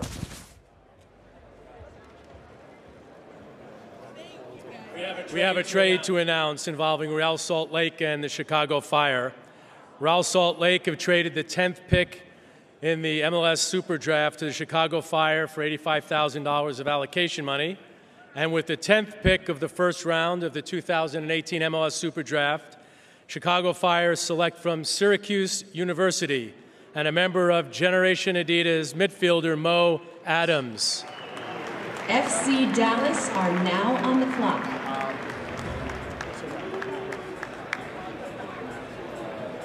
Mo Adams getting his dap there. Came out as a sophomore out of Cuse. Didn't make it to the Combine, though, until the very final day. Had some visa issues that held him back. He trained this summer with Sporting Kansas City. He played with Reading United, so Philly knew about him as well in PDL. He also had stints as a academy player with Nottingham Forest in Derby County. He comes in probably one of those deep-lying central midfield spots. I look at the depth chart and I see Bastian Schweinsteiger, I see Dax McCarty, and I don't see a whole lot behind them. Yeah, now he's behind them. He's a destroyer who will sit deep in the central midfield. Maybe if you pair him with Schweinsteiger, he pushes forward a little bit and becomes kind of a box-to-box type of player. But I think in his heart, he's a number 6. He's a guy who wants to get out there and destroy the game. He keeps it very, very simple on the ball, which is near and dear to Bobby's heart at that position. Love that. No, you're exactly right. This is a pick that has me really excited. Mo Adams has all the raw tools for him now to go and play behind Schweinsteiger, behind Dax McCarty, and learn the flow of a game, learn how to organize players, his center of gravity, his movement, defending, getting down. I'm just excited about this pick. Most of these picks, I'm like, that might work. This one will be good for the kid, good for the team. Chicago needed depth in the midfield. Yep. They lost Juninho. Alvarez goes down to Houston. Mihalovic, Delu, both out with ACL injuries. So they need players who can play minutes early on. All right, by my count, that's been 5 trades and 10 picks in this 2018 Adidas MLS Super Draft. Susanna Collins is standing by with Mike Pecky to explain RSL's side. All right, Mike, you just traded your pick to Chicago. What was behind that, and what are you looking to accomplish here today? Well, what was behind is that we feel that we got our number 1 and number 2 pick already. Aaron Herrera, who we got from our homegrown, is a top 3 pick in this draft this year. Corey Badd is our first-round draft pick. So we were looking for 1 or 2 players that if they fell through to our position, we would have taken, and they were drafted already. So for us, it's getting a little more money, a general allocation money, and we're very happy with Corey Badd and Aaron Herrera. Well, Craig Weibel has said that these young players will get the opportunity to play, but they have to earn it. How do they earn it? They earn it by showing up every day and showing that they're their best player at that position. It's not rocket science. It's as simple as that. So, like I said, in our two players, Corey Baird and Aaron Herrera, we feel that they can come in and compete, and they're definitely big players for us for the future. Mike, thanks for the time. Thank you very much. RSL trusts the young players, no doubt about that. On the clock now, FC Dallas, they do the same. Let's go right back out to Philadelphia for that 11th pick.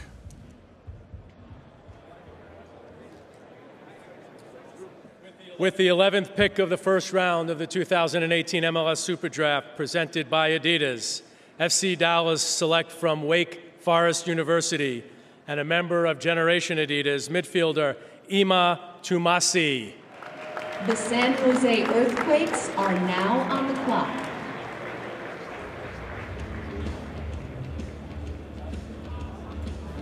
Emma Tumwasi out of Wake Forest came out as a sophomore here, Generation Adidas, the second right to dream player taken so far in this draft. Also from Accra, 10 goals, 7 assists, first team All ACC as a sophomore. Another winger slash forward. He's got pace.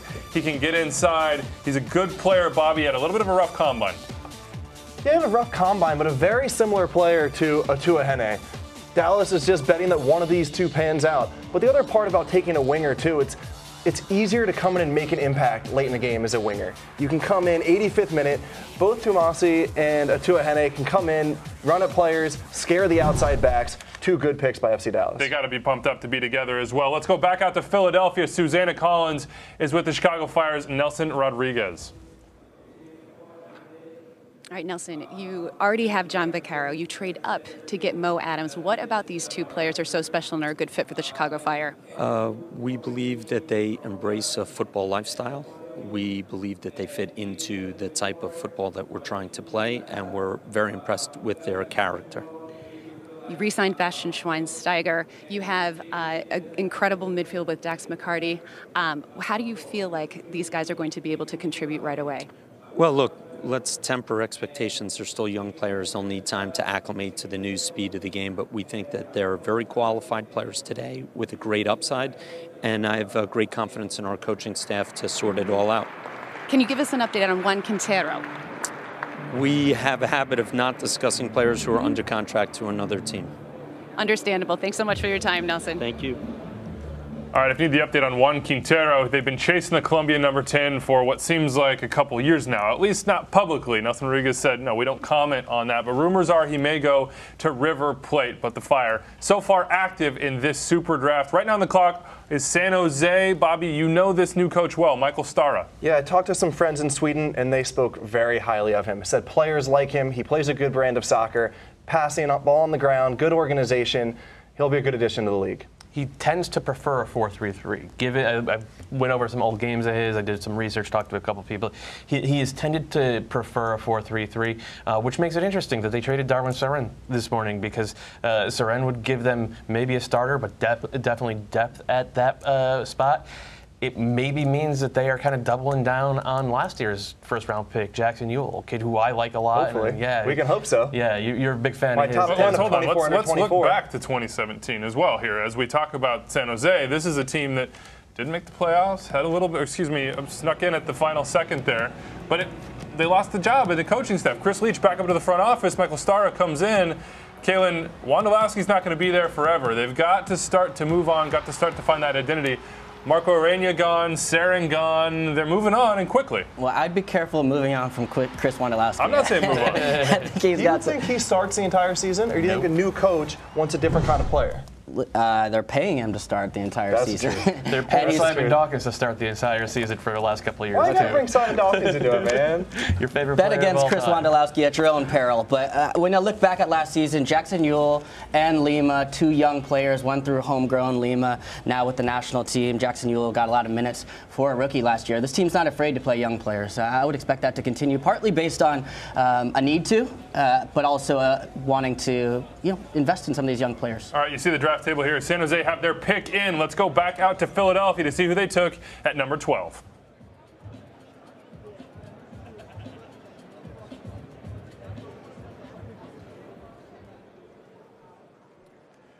With the 12th pick of the first round of the 2018 MLS Super Draft, the San Jose Earthquakes select from Florida International University, defender Paul Mare. Sporting Kansas City are now on the clock.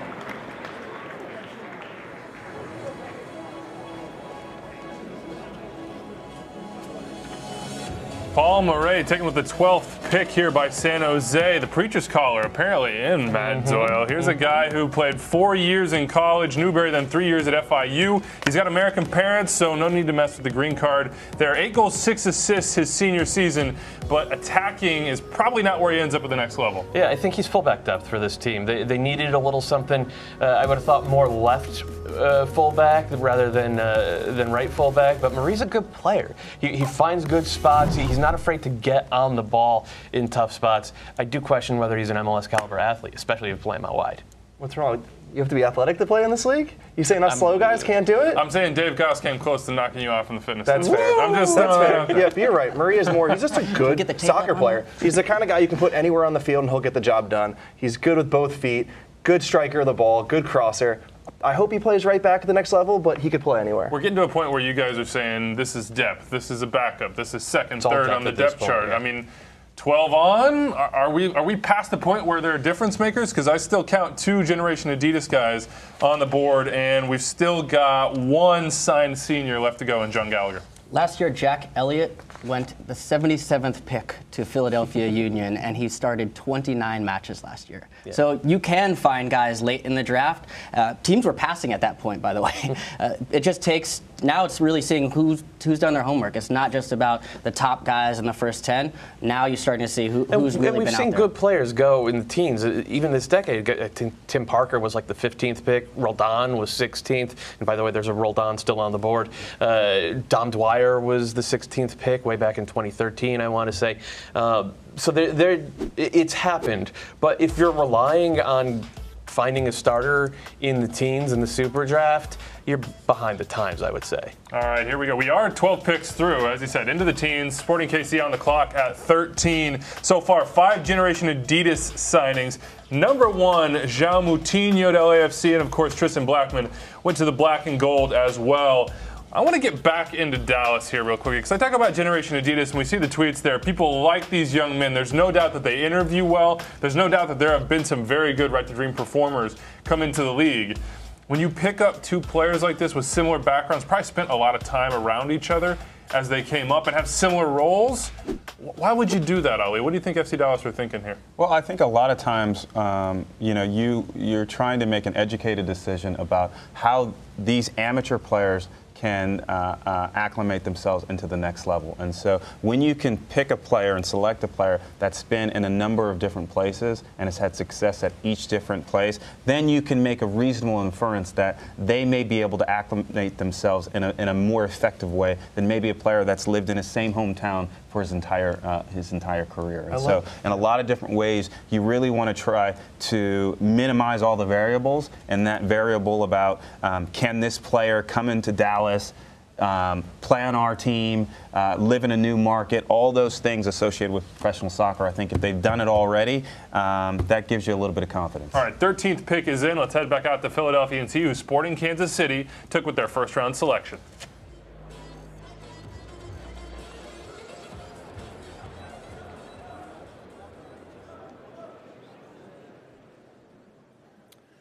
With the 13th pick of the first round of the 2018 MLS Super Draft, Sporting Kansas City select from Butler University goalkeeper Eric Dick.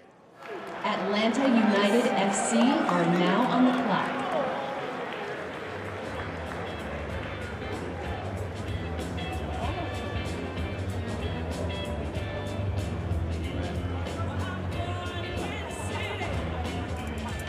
Eric Dick does not lack for size. 6'5", the goalkeeper out of Butler. 9 shutouts his senior year. He was a starter full-time for basically 3 years at Butler. He had some first-team All-American credits to his name. Big East Conference Goalkeeper of the Year as a senior, and I think, Bobby, pretty much consensus he was the best goalkeeper in this draft and the first off the board. Yeah, big body, a good shot stopper. When you're a big goalie like that, it just makes your job so much easier because you don't always need to make a reaction save or agility save. You literally come out and just make yourself big, and for younger goalies who don't necessarily have the positioning or the timing right, to be big and make it easier on yourself is an important component. He's the #1 at Swope Park Rangers as of right now, I would say. Yeah. He's not going to displace D'Amelia, but it's a good value pick long term if they can develop him over the next couple of years. And you saw in the highlight film right there, big goalkeepers tend to struggle to get down to the ground and make those tough saves, especially if they're going to their right or their left.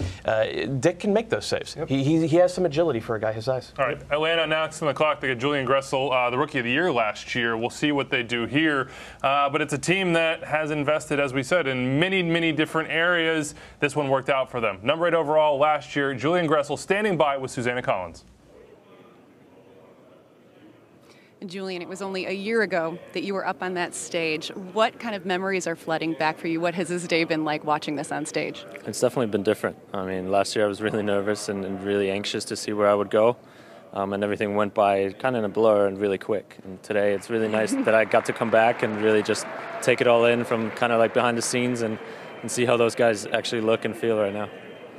Your team, Atlanta United, on the clock, about to make a pick. What are you expecting them to do here? Do you have any favorites in mind, perhaps? Not really. I mean, I don't really know what they're going to do. You know, I think we have a good squad already. So I don't know if they need to add any more like big time players. But it's a thing. The club will make the right choice in the end of it. And I mean, there's still another German guy out there. I'd like to. I've kind of become friends with him a bit, so we'll see who they pick now. But I'm excited to see who my teammate's going to be. Julian, enjoy the rest of your day. Thanks for the time. Thank you. That other German guy is Gordon Wild, one of the 2-generation Adidas players still on the board right now.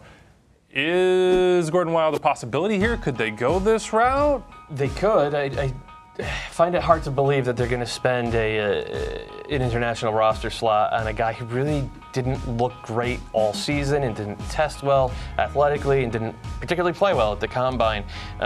So I'm hard pressed to imagine this happening. If you look at that roster, the spot where they need depth is right back, but thanks to the Revs, going full on monopoly, there are no right backs worth taking at the 14th pick.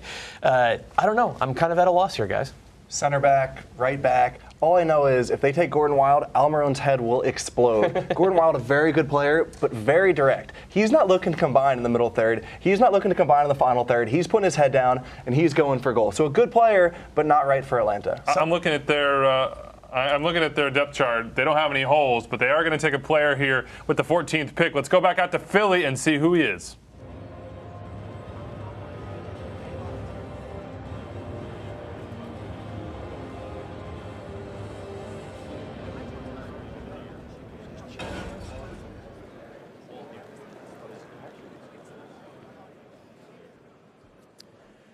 With the 14th pick of the first round of the 2018 MLS Super Draft, Atlanta United select from the University of Notre Dame forward John Gallagher. Minnesota United FC are now on the clock.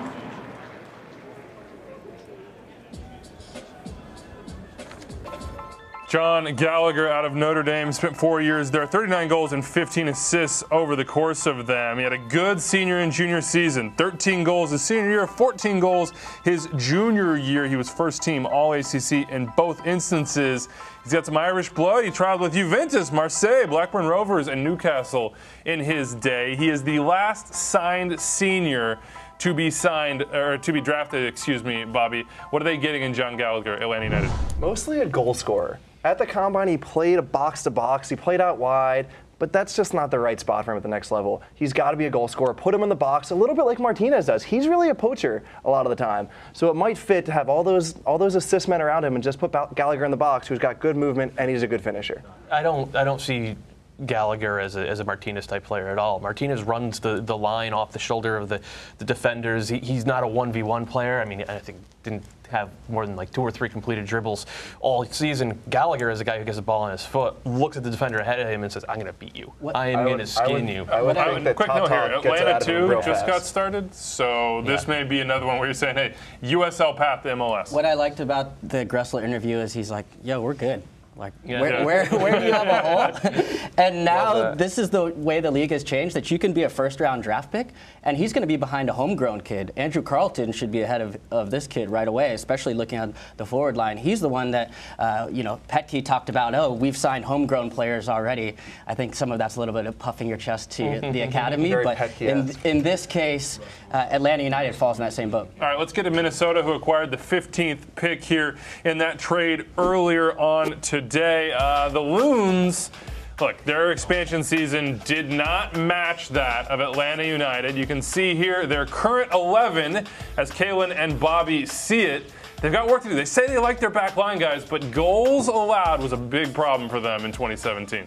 This is a team I'm way higher on than all you guys are. I like this squad, strangely. I thought Ibsen was better than most other people did. Cronin is a proven winner in this league. And really, who knows what you're going to get out of these front four? That could turn into be one of the best front fours in the league.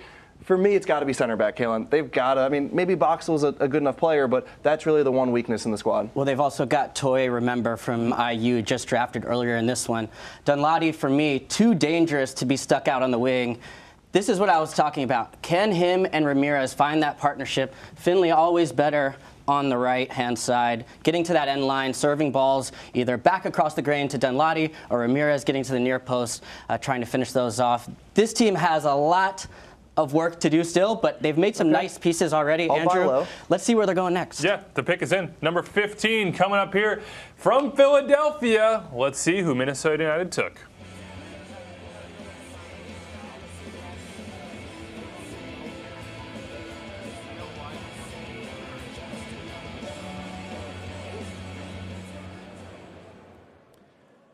With the 15th pick of the first round of the 2018 MLS Super Draft, Minnesota United select from Dartmouth College defender Wyatt Omsberg. The New York Red Bulls are now on the clock.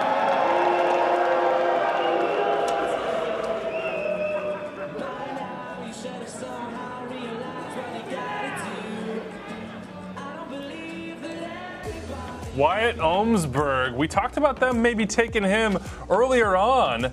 With that 5th pick, they traded out of it. Looks like they got the guy they wanted, a 4-year starter at Dartmouth in the Ivy League. He's from Maine. Not a ton of MLS prospects come out of there, but this 6'4", 180-pound center back has really showed well, and he's got a lot of allies in his camp. 2002 first overall draft pick, Chris Bondi recruited this guy. Says he's great. Says he's going to be a difference maker in this league. Compares him to Matt Hedges, as does Wyatt Omsberg. This looks like pretty savvy moving around from Minnesota. Yeah, tip of the hat to Manialagos, because I think they crushed this draft. They traded down and got Toye, who is the youngest and maybe highest upside domestic player in the draft. Then they got Omsberg, who was, I think, consensus the number 2 center back in the draft and could maybe walk in there and be a starter, especially if they're willing to put Calvo out at left back. And by the way, this was the oldest team in the league last year.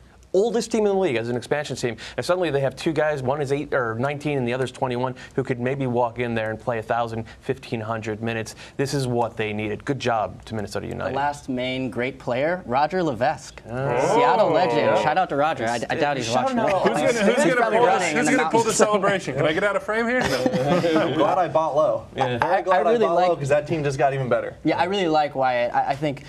Talk to players. I talked to Jeff Curtin, a player who I think is now representing him, but a center back who knows a thing or two about it, that family as well. He speaks about this kid's left foot, size, dangerous in the air. He's going to have a burn bomb-like ability in the air. Minnesota United looking to manufacture goals on set pieces might be a good option. This kid can really bang.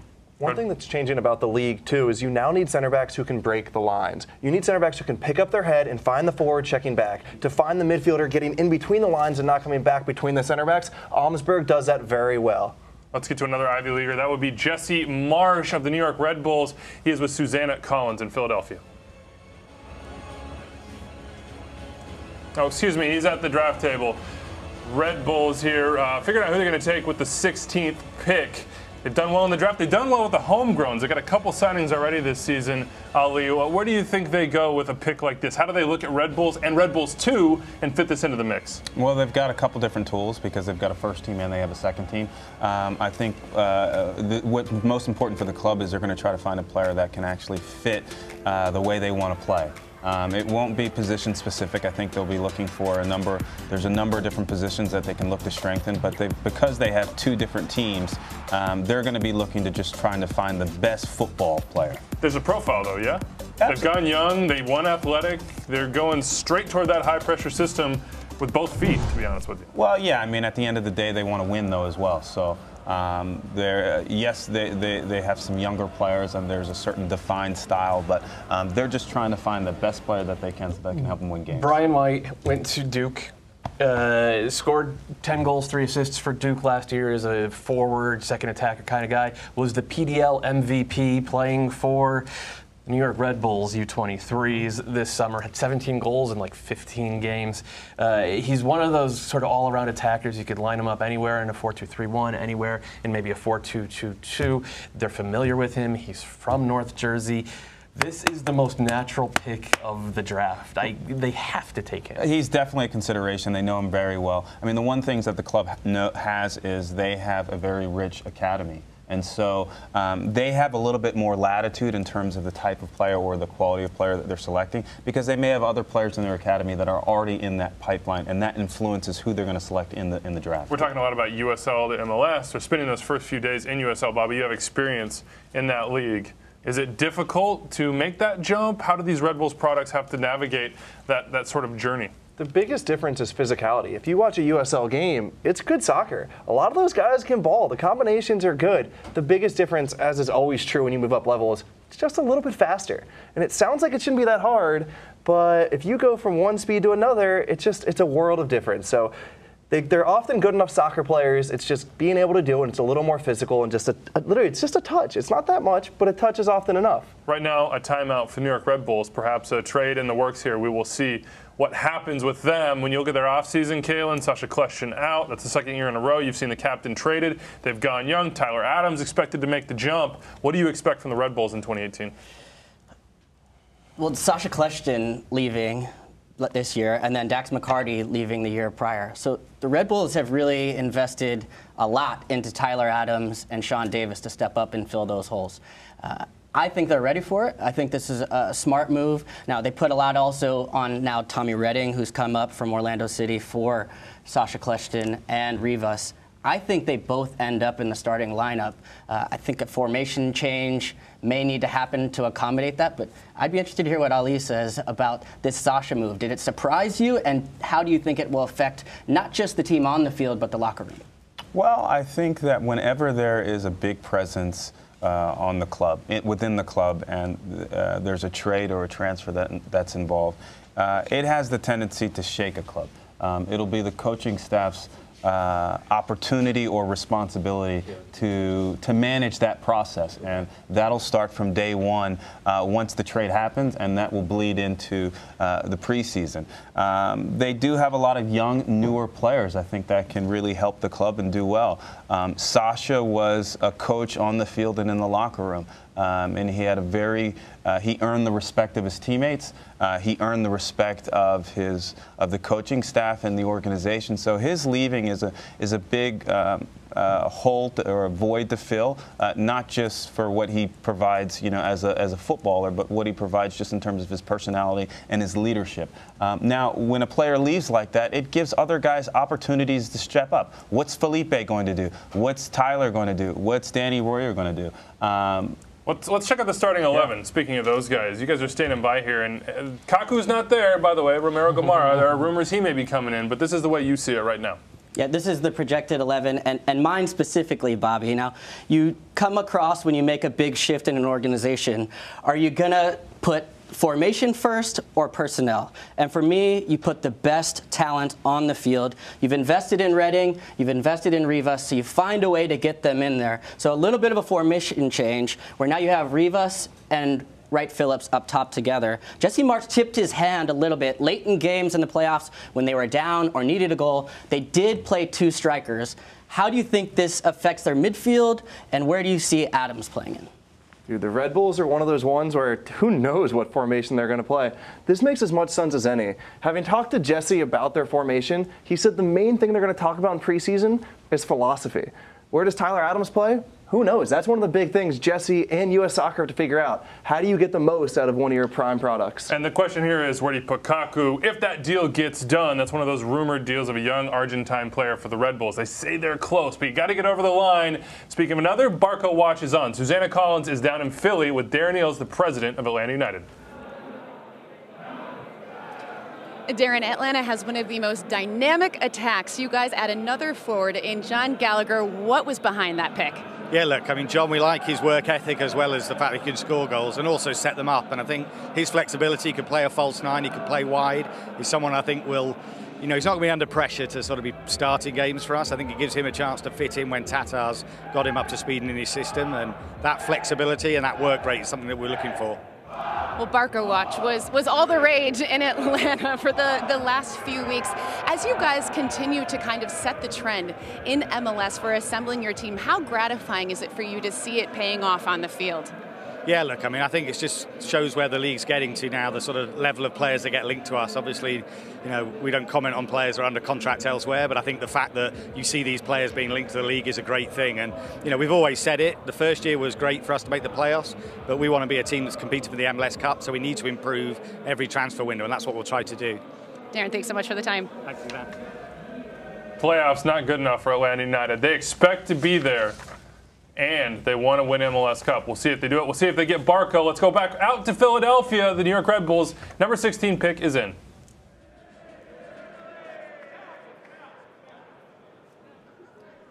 With the 16th pick of the first round of the 2018 MLS Super Draft, the New York Red Bulls select from Duke University forward Brian White. The Vancouver Whitecaps FC are now on the clock.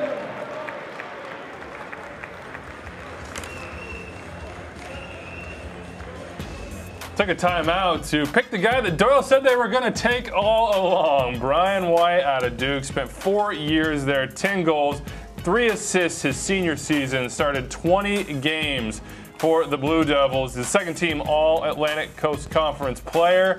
What'd you see in him, Doyle, that makes him such a perfect fit? I think he's clever. I think he figures stuff out in the final third with his movement away from the ball. Not super tricky on the ball. He's not like Gallagher or Mueller in that way, but he's just a good, solid soccer player who seems to think the game. And if you're going to play a high-pressing system, if you're going to really get after teams, you got to be clever and you got to figure stuff out on the fly. Help the folks at home understand who he might be in this system. Is there somebody on that first team right now? Is there somebody within the organization? If they play the 4-2-2-2, which is what I think they will do, then he's Carlos Rivas' backup and the front two. He's not a number 9.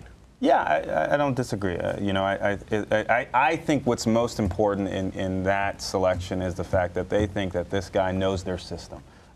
They had an opportunity to spend 3 months, teach him the philosophy, teach him how they want to play, and he responded really, really well. And when we talk about this draft where you have amateur players that have never played a professional game, trying to minimize that uncertainty into making a selection where there is some level of certainty is really valuable. And so selecting a guy like Brian White, who went to a great university and plays the way they want to play, can finish goals and can be athletic. I think that's valuable for the Red Bulls. What university was that? I think it was It's a Duke great point, though, Ali.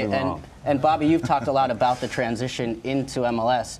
When we were coming up, I hesitate to say that. Oh, yeah. You had no familiarity with a professional organization. I trained with the Galaxy maybe for a couple days during the summer with Kai Kamara, actually, but don't really understand the system. So that preseason, as you're saying, Ali, when he steps in to play in preseason, he's going to see familiar faces. He's going to understand a system. that's already a huge advantage. And what I would say is also with those MLS clubs that have their own USL team or that have their own PDL team, a lot of times what those clubs are doing, if they're doing it the right way, is those players will not only train with the PDL team during the summer, but they're also going to train with both the USL team and the first team. So, you know, really the first team staff's going to get an opportunity such that he had a chance to play with Sasha, with Bradley Wright Phillips, and all these other types of players. New York Red Bulls. Big pick for them. Brian White. They are familiar with him, and the number 17 pick is in as well. Vancouver have filled out their card. Don Garber will let us know who it is.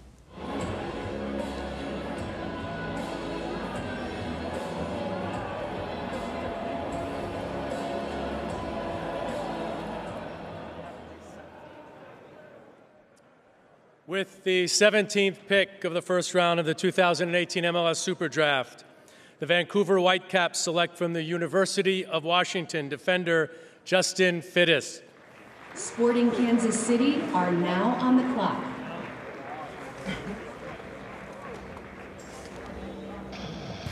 Justin Fittis, defender out of Washington. Vancouver Whitecaps don't have to go very far to scout him. He is a defender that I think that's a position that they probably look to fill in this draft. It's, as we talked about, a place to get an effective player. He's a left back, and he is a blazing fast left back. And if you look at what they lost this offseason with selling Sam Adekubi and Jordan Harvey signing with LAFC, it was a place where they needed some depth. I don't think he comes in and starts, but he's a guy who has the physical tools, a la Jake Nerwinski, to play 1,000 minutes as a rookie in MLS. Yep, we'll see if Fittis can do as well. Let's go back out to Philadelphia. Susanna Collins is standing by with Jesse Marsh. Jesse, a busy day for the Red Bulls. 5 draft picks. Why was Brian White the right pick for you? Well, we know Brian really well. He referenced in his speech that he's been with our PDL for 2 summers. He's been around our first team training. He's from New Jersey. He's from Flemington, which is actually just down the road from me in Princeton. So he's a guy we know really well. He fits the way we play. He likes the way we play. He likes the club. So we were hopeful that he would still be available at this pick, and we think that, you know, put him into our system and some more, give him some USL matches and move him along, and hope that he can have a first-team future. Such a big day for some of these young players. Obviously, we saw the emergence of Tyler Adams last year, but we also saw the departure of Sasha Kljestan. In your mind, how important is it to be able to extract leadership qualities from these young guys? Well, yeah, I mean, we also have a good number of veteran players that are great leaders still within our team, but, you know, when you talk about a guy like Tyler, guys like Sean Davis, Alex Mule, Aaron Long, they're good young players that also have great leadership qualities. So, yeah, our club's in a really healthy position, and so it's nice to come to these drafts and know that we don't really have that much of a need, but we're just trying to find ways to supplement our USL team and then help it grow into our MLS team. Thanks so much for the time, Jesse. Thank you. All right, the Red Bulls way. Ali, when he talks about integrating this player and how he understands the system, what does Jesse Marsh mean? I think, well, they have a pretty defined way of playing on the field in terms of what their game plan is. They want to attack, they want to press, and they want to suffocate their opponent. And they also need players that have the physical and mental ability to be able to execute that. And so anytime you have the opportunity to bring in a young player and get reps with him in the summer for a good 3-4 months, and he's able to kind of play on all your different platforms and succeed and do well, then you kind of, like we said, you minimize that volatility and that uncertainty. So yeah. One of the things I want to make, some people on Twitter asking why was he not a homegrown signing. He was not a Red Bulls Academy product. He was a guy who went to a different New Jersey academy and played with the Red Bulls PDL team, which is a U23 team, which is where usually the best college players played during the summer. So he was not eligible to be signed as a homegrown by the Red Bulls. It's a distinction. You get lost in the weeds a little bit, but it's worth understanding. All right, let's go back out to Philadelphia. Sporting KC's pick is in, the number 18. With the 18th pick of the first round of the 2018 MLS Super Draft, Sporting Kansas City select from the University of Denver defender Graham Smith, who was unable to join us here today. New York City FC Graham Smith, a center back, started his career in college at Oregon State before transferring to Denver. He was a starter for all 4 years, 6'3", 185. He's got the size. He showed well at the Combine in Sporting Kansas City. In just the last 24 hours or so, have picked up 2 young center backs. Brought in an Argentine, Amor from Vélez Sarsfield. Now they pick up Graham Smith, Bobby, here in the Super Draft. Sporting Kansas City, probably the best center back pairing in the league. They didn't need to upgrade there, but it's a guy with upside. A center back with size, with pace, okay on the ball, but with his athleticism, you feel like in a couple years, maybe he develops into a nice cultured center back. See, I thought I had an opposite read on him. I thought he was actually pretty good on the ball for a center back, whereas his athleticism is what concerned me. He looked a little bit slow on the turn, and I mean, he's still learning the position. He was mostly a midfielder. And on the turn's important in that high press that KC often does, so maybe that's a concern for them. But they've used guys who aren't the most athletic center backs in the world before. So if he gets in there and he learns, but he's going to be learning at Swope Park. He's going down there with Dick, the goalkeeper they drafted at 13, and get used to that, guys, and see if you can do it at USL and impress Peter Vermees, and then come on Remember, up. Aiko Para and Matt Buesler might be getting calls up for the men's national team, so depth at center back is a priority. All right, New York City FC, next pick is in Philadelphia. Remember, they've traded up the last 2 years. They understand first-round talent. Let's head back out to Philadelphia to see who the blue side of New York went with at 19.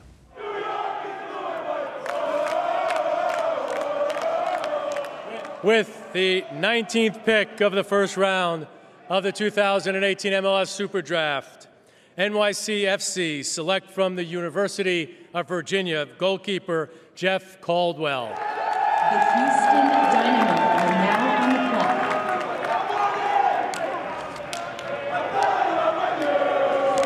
clock. Jeff Caldwell out of Virginia, 6'3", 190, a 3-year starter. You see the focus right there. Bobby, if I'm not mistaken, he had the play of the Combine from the goalkeepers from the penalty spot. Got down, saved 2. What'd you see from him? He did, but it's actually not his shot stopping that I think NYCFC wants. It's the passing. Yep. He is an extraordinarily good passer. He's comfortable getting balls off his defenders. He can play short and long passes, and that's the way NYCFC plays. They want to play out of the back. Caldwell fits right into that. I was a little surprised RSL didn't take him, to be honest with you. It maybe would have been a reach at 10 to take a goalkeeper, but if you're looking for an heir to Nick Rimando, this is the closest thing to it, because he is so good with his feet, especially, I mean, in our culture, in American soccer culture, we don't really teach that to goalkeepers, and he kind of stood out for that to me. Sean John's going to have that starting spot. No doubt about that. Dynamo on the clock at 20 here. But NYCFC's offseason, for me, has been the best in MLS. They've reinforced at every single position. They're too deep. The challenge right now for the Red Side of New York is a tough one, and Susanna is with Patrick Vieira out in Philly. Let's go check in. All right, Patrick, you just selected goalkeeper Jeff Caldwell. What was going into this pick? What was the mindset here? No, but we just looking at our roster and look at where we can try to make the right pick, and we are quite really pleased to go with the goalkeeper, because this is one of the areas we believe that it's always good to have challenges. We've seen the success of a guy like Jack Harrison, who is able to come in and make an impact straight away. When you look at some of these young players, what are the characteristics that sort of set them apart and set them up for success right away? Of course, we, it's different ways to identify the talent, and I believe that every teams and every coaches have a different philosophy and different way you want to play the game, and you just try to find the right one who can fit your system. We've been really lucky in the last 2 years with Jack, firstly, and of course with Jonathan and Kwame, because we believe that those young players can help our football club to be successful. Appreciate the time, Patrick. Thank you. Thank you. All right, there you see New York City's fans pumped up to be on camera, chasing an MLS Cup title, trying to get over the hump with Toronto FC, but every year they have proved. Houston Dynamo, the next pick is in from Philadelphia. We are rolling right along here in the first draft. Let's go right in to that pick for the Dynamo.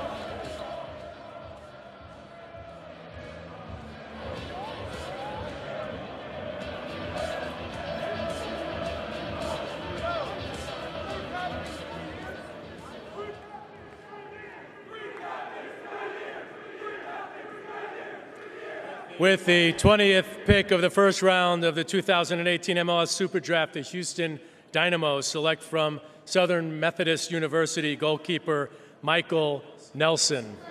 Michael is not able to join us today. SC now on the clock. Crew SC on the clock. Michael Nelson goes to the Houston Dynamo, the goalkeeper out of SMU, 6'4", 180. A starter basically all 4 years. Had a couple blips here and there, but 10 shutouts his senior year. That's 2 straight goalkeepers in this draft, Doyle. Yeah, I saw him beat UConn a couple of times. He was always great against my Huskies, so I guess maybe that's what the Dynamo are hoping for here.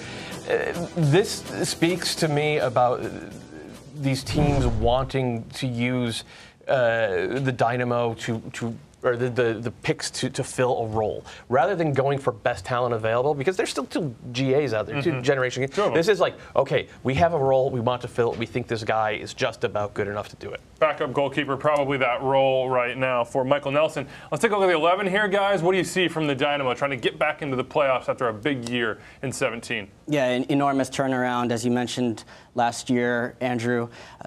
This team, I think, will look pretty similar to last, and that's because the team went out and secured Elise. That's the best starting point. On the other side, Kyoto faded late in the season. Minota's young, but I think he gets the full-time nod here. Remick could step in for Beasley. Where do you see this team going? Can they replicate the success of last year, Bobby, and make it back into the playoffs? If you're going to put me on the spot, I'm going to say no. I think last year they caught teams by surprise on the counter with their pace. The one weakness they need to upgrade here, right back. Machado played center back most of last year. They could use a right back, and it's an opportunity for someone to step in and play right away. All right, let's go right back out to Philadelphia here. The pick is in Columbus Crew SC. Who will they take with number 21?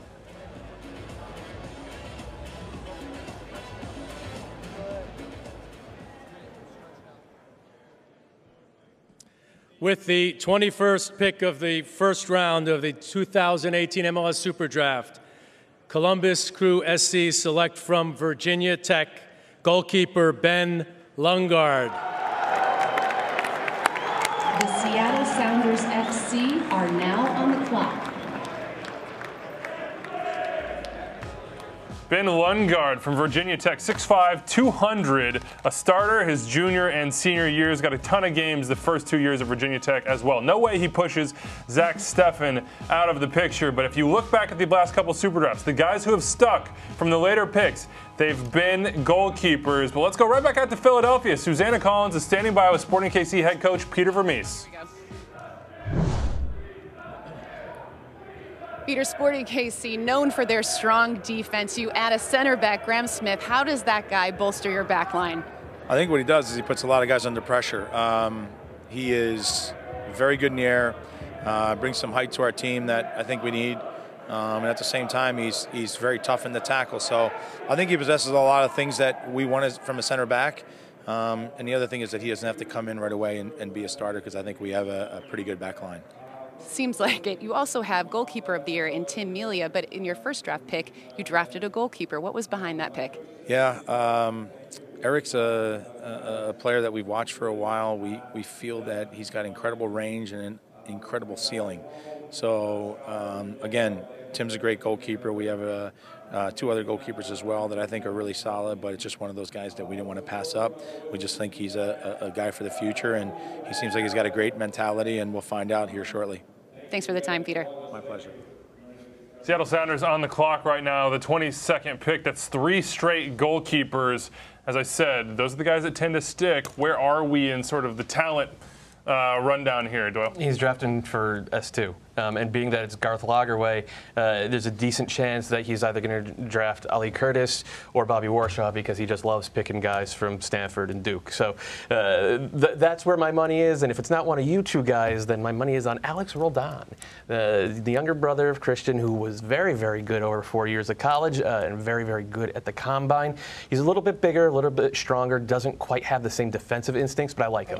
I don't want to de-emphasize the draft picks at this point. Just because you don't play every game or you don't start 20 games a season doesn't mean you can't be very, very important to a locker room. At this point, Ali talks about this a lot. Character. Do you work hard in training? Do you get along with your teammates? So at this point in the draft, maybe you're not signing the guy to be an all-star, but you're signing a guy who can make an overall contribution to a 34-game season. And what I would say, you know, especially when you get this late in the draft, and I know it's still the first round and it's late, but this is where you have process. And so if you have a process and a system, that's where you build in your luck. And so if your process and your system works, then you're going to be able to eventually, you're going to find the guy at 17, 25, 35. I think this is going rolled on. The two live together in Seattle. You don't even have to move. We're going to find out right now. Seattle Sounders, who will they take? Will it be rolled on?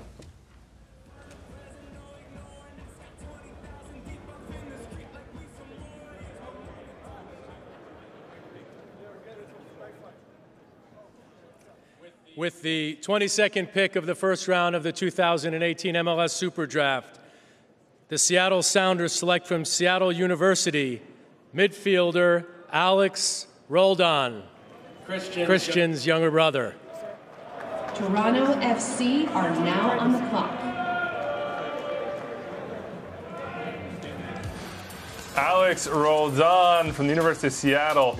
As Don Garber said, Christian's younger brother. He's going to be hearing a lot of that in the locker room, but he was a heck of a player at Seattle. He had 4 years there. He started 80 games, it looks like, and he had 6 goals, 8 assists his senior season. Probably not a goal scorer at the next level, but he'll come in, he'll have some good mentors in that Sounders locker room. He will. He'll be expected to play as a box-to-box guy, I think, and maybe after a year or two they decide, you know what, he could actually be a 6, but it's one of those 2 spots for him long term, but he's got a good engine, good head for the game, and it's good value for a pick right here. Toronto FC are on the clock right now. Of course, the defending MLS Cup champions. Let's take a look at the 11.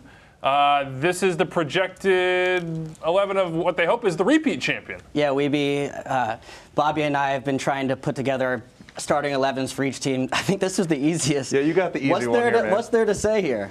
Well, the big thing to say is they lost Beitashour on the right side. And as I've said over and over, in this league, outside backs are becoming more and more important because clearly Michael Bradley and Vazquez are very good players, but everyone has good center midfielders at this point.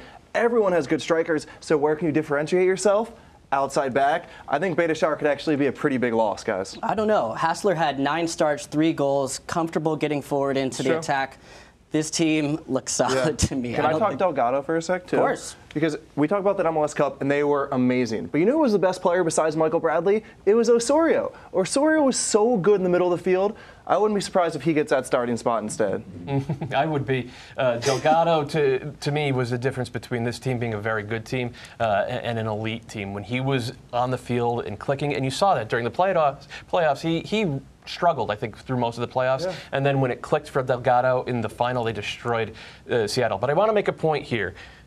Everybody says, oh, the draft doesn't matter as much as it used to. I see 2 draft picks of Toronto's in that starting 11. Alex Bono at goalkeeper and Nick Hagglund at right center back. If the draft matters for Toronto FC, who just had the best season in MLS history, it should matter for your team too. So MLS GMs who are out there saying, I don't care about the draft. Tim Bezbatchenko, Greg Vanney, they care about the draft. They just added 3 big trophies to their cabinet this year. You should probably care about the draft. CCL is up next. Drew Moore, draft pick. Justin Morrow, a draft pick. Josie Altidore, a draft pick. Michael Bradley, a draft pick. Delgado came out of the academy for Chivas USA. But you're right. There is talent there on the domestic level. Toronto FC knows it, and they're on the clock with the 23rd pick. I mentioned CCL. I've got the Fever. Do they have a chance to win this thing, Ali? Yeah, I mean, if you're in it, you got a chance. It's going to be really tough, though. It's not easy. You know, going into some of those markets and playing against those fans, it's really, really difficult. They've got a talented team. They need to stay healthy. Can some of their younger players that maybe got a few minutes last year, can they step up and really get some significant minutes in some significant games? We'll see. It'll be a tough opportunity. They had young players step up last year, including Raheem Edwards, who I thought was a big loss during the expansion draft. They lost him to LAFC, who then flipped him to Montreal. Edwards was the guy when Morrow was, out of gas a little bit or on national team duty. Edwards was the guy who came in at that left wing back spot and was a difference maker. I'm not sure I see a left wing back at this point. I don't see a right wing back either. If Segbers or Bai was still on the board, they would definitely have taken them, I think. probably just means best player available, best pure passer of the ball. Maybe a guy like Olowski from UCLA. Maybe, you know, there are a few other guys who are, I think, more central midfielders, but can maybe play wide as well. But look for a guy who can connect passes. Well, here. if you're a player, this is a good club to go to because of their facilities, the way in which they cultivate their environment and their culture, and they're a team that's in a lot of competitions. You know, they're in the Canadian Championship, they're in MLS regular season, they're in Champions League, and so there's a lot of games. They've got a lot of players that also play with their national team, so they may be missing games, and therefore those are opportunities. So it's a good place to be if you're a young player. You see the clock ran out on Toronto FC here. That may mean some movement here. It sounds like a trade is in the works for the Reds. 2 Generation Adidas players left still. Edward Opoku out of Virginia, the 20-year-old from Right to Dream, and Gordon Wild, the German, who stayed at Maryland for his junior season after he crushed it as a sophomore. He's 22, still on the board here. We'll see what goes on with Toronto FC. What do you make of these GAs dropping? I think Wild was in the draft because Ziggy Schmidt likes him.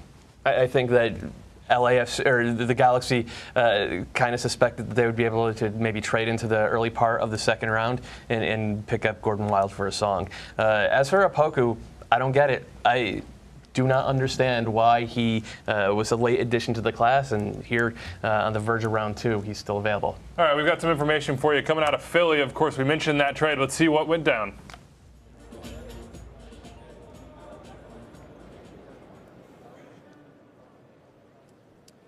We have a trade to announce involving Toronto FC and Minnesota United. Toronto have traded the 23rd overall pick to Minnesota United in return for $50,000 in targeted allocation money and the 5th pick in the second round of today's draft. And with the 23rd pick of the first round of the 2018 MLS Super Draft, Minnesota United select from Duke University defender Carter Manley.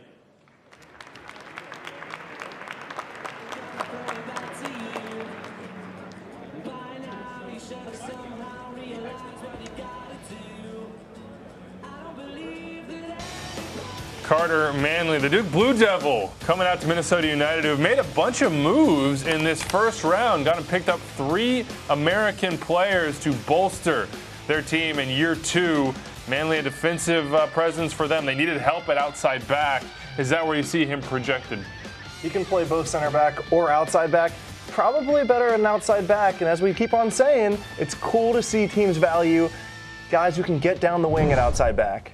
And I think he's pretty athletic. I mean, I got a chance earlier this year. I was down at Duke, and I saw play Louisville. I've spoken a lot with John Kerr. I've got a good relationship with John, and we've talked a little bit about some of his players. So he's fairly athletic, pretty decent as a 1v1 defender. And a lot of times you can start young players out there. It's isolated. You don't have to, say, use your brain as much when you're playing kind of on the wing sometimes, and it allows you to acclimate kind of to a faster-paced game a little bit quicker. So we're on to pick 24 here. The first round is done and dusted. Toronto got $50K of TAM and the 5th pick in the second round for that final selection there.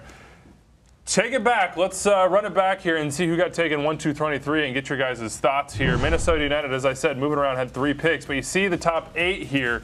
João Moutinho making history with LAFC, the 19-year-old defender out of Portugal with the first overall pick in 2018. Tomas Hilliard Arce, defender that many people say could play for 10 years. Then you run through a couple of Generation Adidas products. John Vaquero, high upside questions about athleticism, and Mason Toye, Minnesota moved forward for. They also moved up and got Wyatt Omsberg via another trade.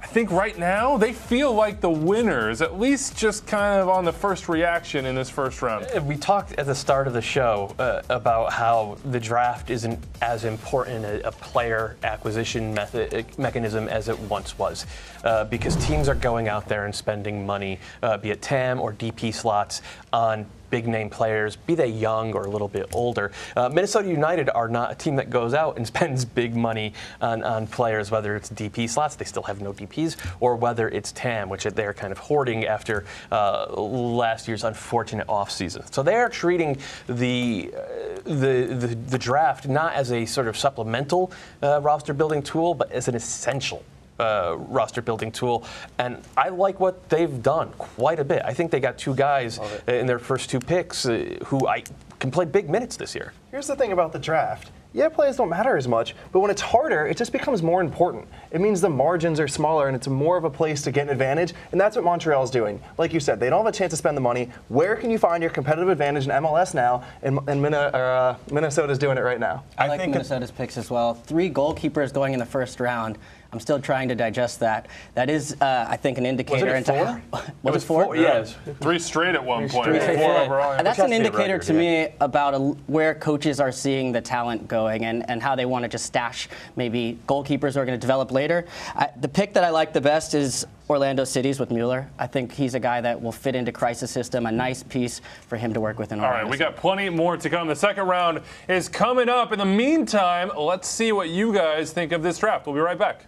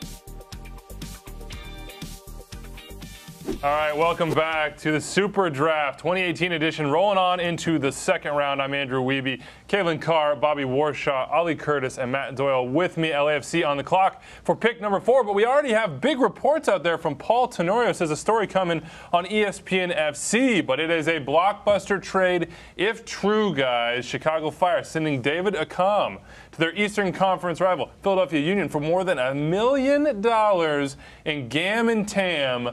Initial reactions, Ali? Actually, before we do that, LAFC are on the clock. Let's get that 24th pick in, and then we'll talk about David Accam.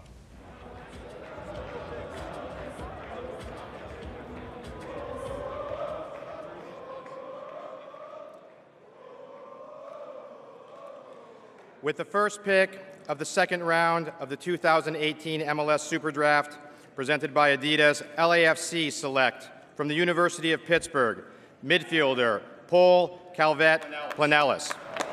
The Colorado Rapids are now on the clock. Paul Calvet-Planellis out of the University of Pittsburgh, 5'7", 160. He's from Barcelona. Spent 8 years playing for FC Barcelona's academy. He was a U17 international for Spain and played a little bit for Barca B.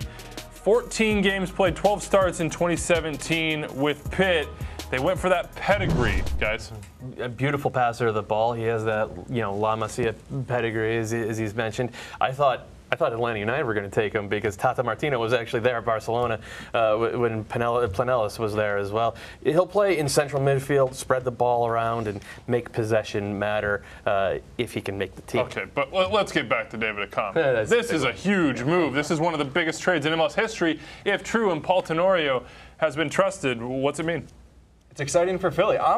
As someone who was really stoked to watch Chicago this year, I'm admittedly a little let down. I'm excited for Philly. I don't want to say Philly fans, I don't care about you, but I was stoked for Chicago, and this totally changes their dynamic. If this is true, this is massive. One, it's a massive amount of allocation that goes from one club to the other.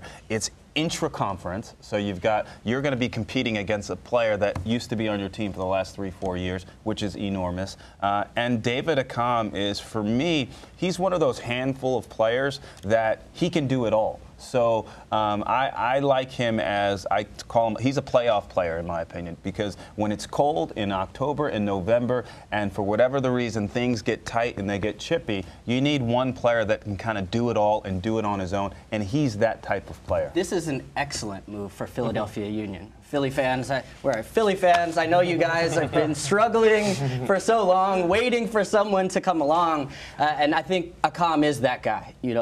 If you look now the way this team is structured, they're kind of set up like the Dynamo are. You get Picault on one side and Accam on the other. Nobody's going to want to turn and run with those guys. And then you have that balance. The fulcrum goes through C.J. Sapong, U.S. men's national team player. That front three now has turned this team from almost toothless at times, or all dependent on Sapong, to now having real balance on both ways. Now on the flip side, with regard to Chicago, if you're looking at the economics of this trade, you look at you can't sell Accam and get that amount of allocation. So this is really significant. It gives, not only does Chicago free up the budget space, which is huge, but they also free up an enormous amount of allocation where they can either use that and go get another player within the league, or they can go in the international market, pick up another player that can help them moving forward. All right, Bobby, I'll let you get a thought in here, but we got to go on to the 25th pick. Todd Derman is standing by.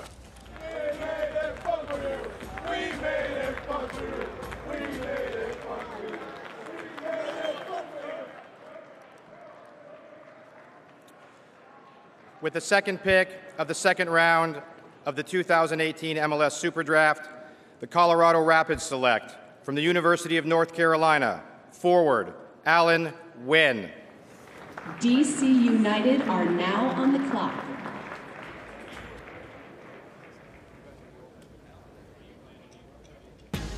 Alan Wynn, a forward from UNC Chapel Hill, 11 goals his senior season, the first time he'd scored more than 6. The Rapids picking him up as they build some depth up top ahead of another season in which they're trying to get in the playoffs after that big 2016-2017 was a down year. Bobby, let's get back to David Accam, though. You were sitting on a point. What was it? This just drives me bonkers when we talk about trades. who can you get to replace David Accam in this league? He's a top 2 or 3 attacker. No matter what amount of money you can get, where can you go to find a player to replace David Accam? Well, I think he's a phenomenal player. I don't think he's a top 2 or 3 attacker. You got Bradley Wright Phillips, you've got David Villa, you've got a couple of players that probably I do believe he's in the top tier, but he's fulfilled his service. He's played 4 years on that club. He's given them good effort, good numbers. He's been a great servant, and now they've got an opportunity to maybe go in a different direction. They have other targets. You've seen that they have a strong track record of bringing in some other international players that have done well. You saw the designated player that they acquired last year. Maybe it's an opportunity for them to acquire a few other players and strengthen their club. I don't think there's any maybe about it. I think Chicago are definitely going to go out and acquire a few other players. To your point, he is one of the very best wingers in the league when his head is in the game and when he's fit, and he wasn't fit the second half of the year, just carrying an injury. But he's, like a lot of players, he is that guy when he's happy. And there have been issues with David Accam maybe not being completely happy in Chicago over the last year and a half. Change of scenery, puts him in a place where he is the man.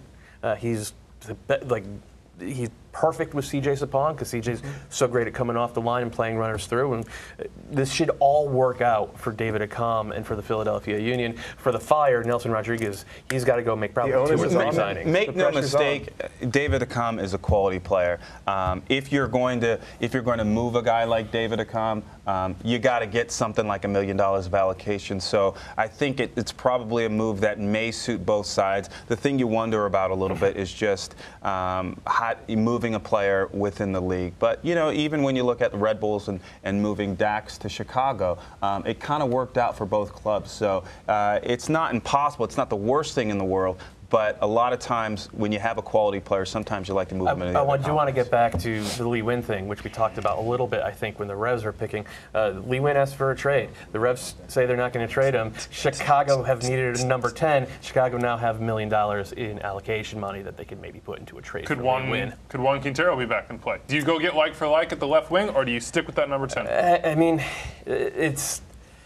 Quintero to me is more of a number 10 than a pure winger anyway. So I think he's probably still in play a little bit, but if you're Chicago, you have to have plan B, C, D, E, all the way down to Z. And Nelson Rodriguez is a fastidious guy. I'm sure he does. Kaylin, tell me what the Fire with Lee Win would look like. Well, they'd have that creative piece that they've lacked probably since the days of Blanco back in the late teen, or I think it was 09-10. Somebody that you can give the ball in a tight space and wiggle out of something, create an unexpected play.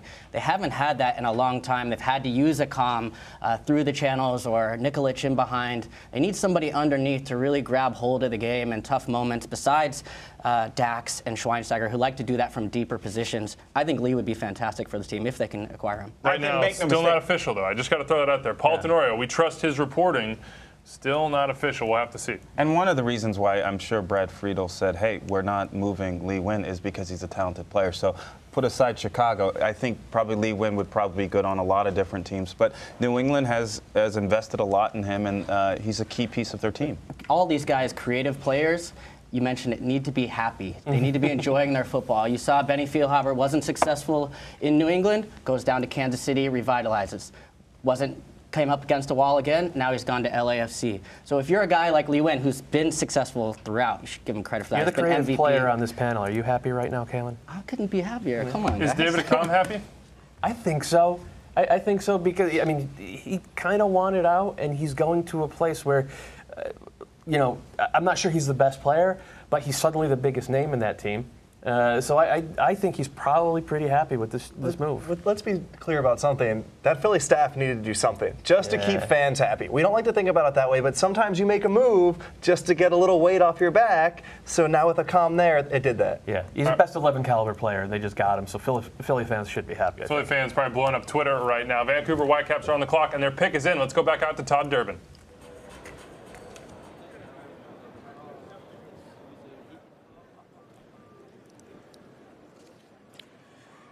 With the third pick of the second round of the 2018 MLS Super Draft, the Vancouver Whitecaps select from Creighton University, defender Lucas Stauffer.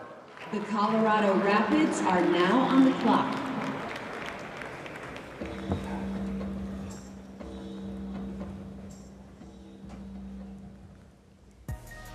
Lucas Stauffer out of Creighton, a run on outside backs to the Vancouver Whitecaps. They learned well, apparently, from Jake Nerwinski. What can this guy contribute? Skill. He's a futsal player, and you see it in the way he plays the game. He's good with both feet. He's good in tight spaces. He can maybe see some tricks in a little cramped quarters like that one that other guys don't see. I do question, though, whether that's a fit for how Vancouver play. I mean, Vancouver play boom ball out of the back. It's all route run all the time. It's also changing this year. We hear whispers that it'll move to a 3-5-2. No more 4-2-3-1. Stauffer can play both essentially in the 3 or on either wingback. Play right, play left. He's just a guy that's good at soccer. We talk about these guys, good at receiving the ball, good at passing the ball, can play multiple positions. Vancouver Whitecaps with Kai Kamara. I mean, we'll talk about these outside backs, but Kai Kamara is the big addition. It's always about striker in Vancouver. Was that the right move? It remains, we'll see. I mean, Kai Kamara, he can put up numbers. He can score goals. So he's a big personality, too, so you're going to have to manage that.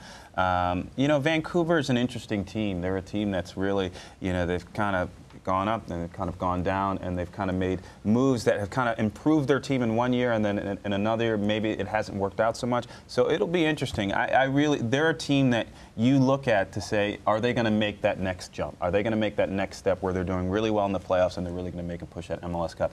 Kai Kamara is that type of player, but he's got to be comfortable. He's got to be in the right system, and he needs the right service. What kind of player is Efrain Juarez? They say he's a midfielder. He was right back in Mexico.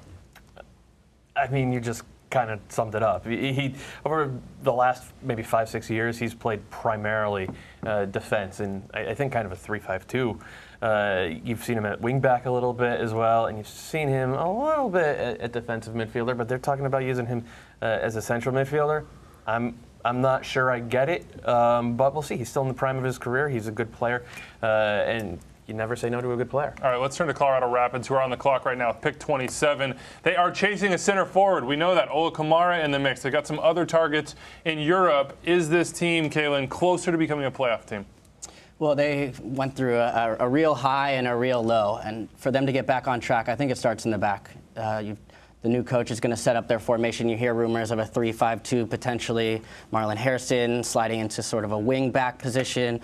Dominic Baji up top, quietly, 9 goals last year. He missed a penalty on the last day of the season to get to that 10 spot. I think he's underrated in the league.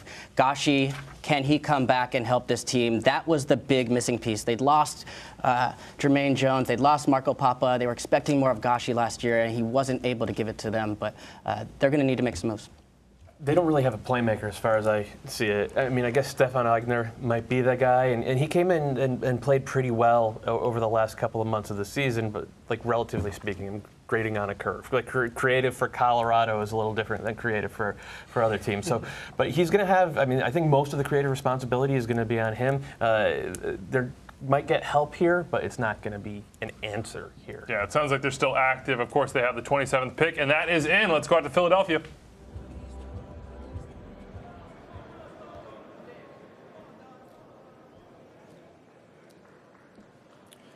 With the 4th pick of the 2nd round of the 2018 MLS Super Draft, the Colorado Rapids select from Coastal Carolina University, forward Franzi Pirot. Toronto FC are now on the clock.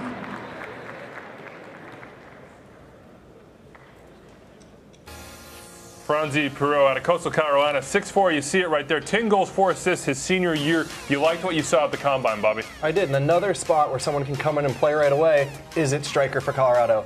Powerful forward, but I actually really like talking about these teams that didn't make the playoffs because it's up to your imagination on what they're going to do. Did Colorado get better? Did they get more likely to make the playoffs? Yes, because there probably wasn't anywhere else to go, so it's interesting to see how they make those moves. Center back feels like a spot they got to fill. This doesn't fill that. Just one piece in the puzzle, Doyle. What do they have to do the rest of the window? I think they should stand pat with what they have at center back. There are rumors that Axel Sjöberg is on the market. I know he's a guy that Bobby would trade in a second, but he's been a good player in this league for the last few years. I think they're about to sign the defender from Ipswich Town, Tommy Smith. They just got Tom Price, I believe his name is, the defensive midfielder from Wolves. Jack Price, I believe. Jack Price, sorry. So they've added some pieces. They've got guys with good pedigrees. Nobody that sort of blows you away in this MLS 4.0, whatever version that we're in right now. But I look at that team, and it comes back to, do they have a creator? Are they going to be able to create chances in those big, tight moments that you talked about where guys like David Beckham shine? And do they have an elite finisher? Dominic Badji was good last year, but to me, he maxes out as a guy who's got you like 7 to 10 goals. He's not a guy who can lead you to the top of the standings.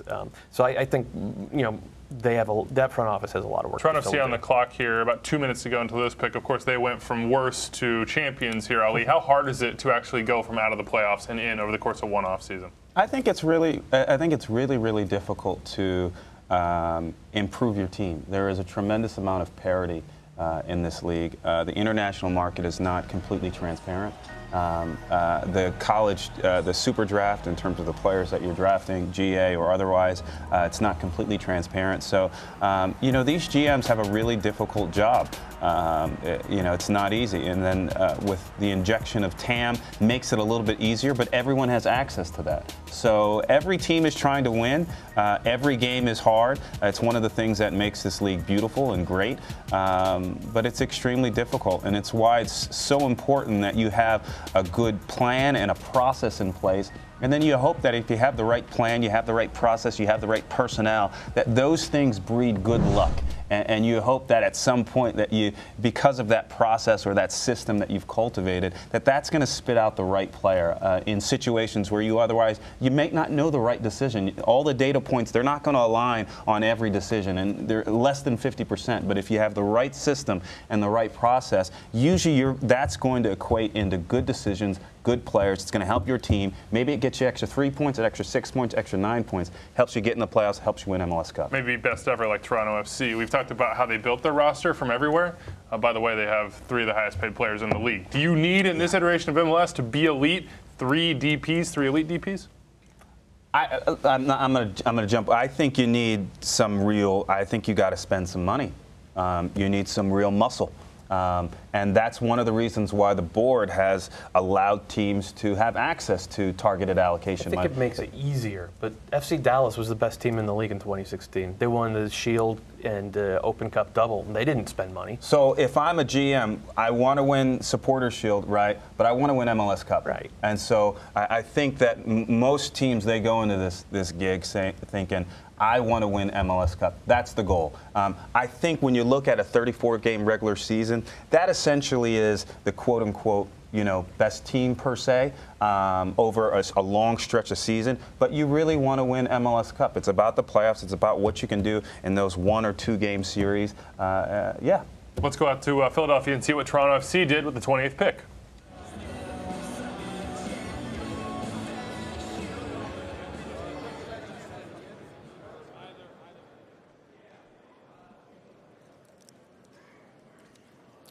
With the 5th pick of the 2nd round of the 2018 MLS Super Draft, Toronto FC select from the University of Louisville, defender Tim Kubel.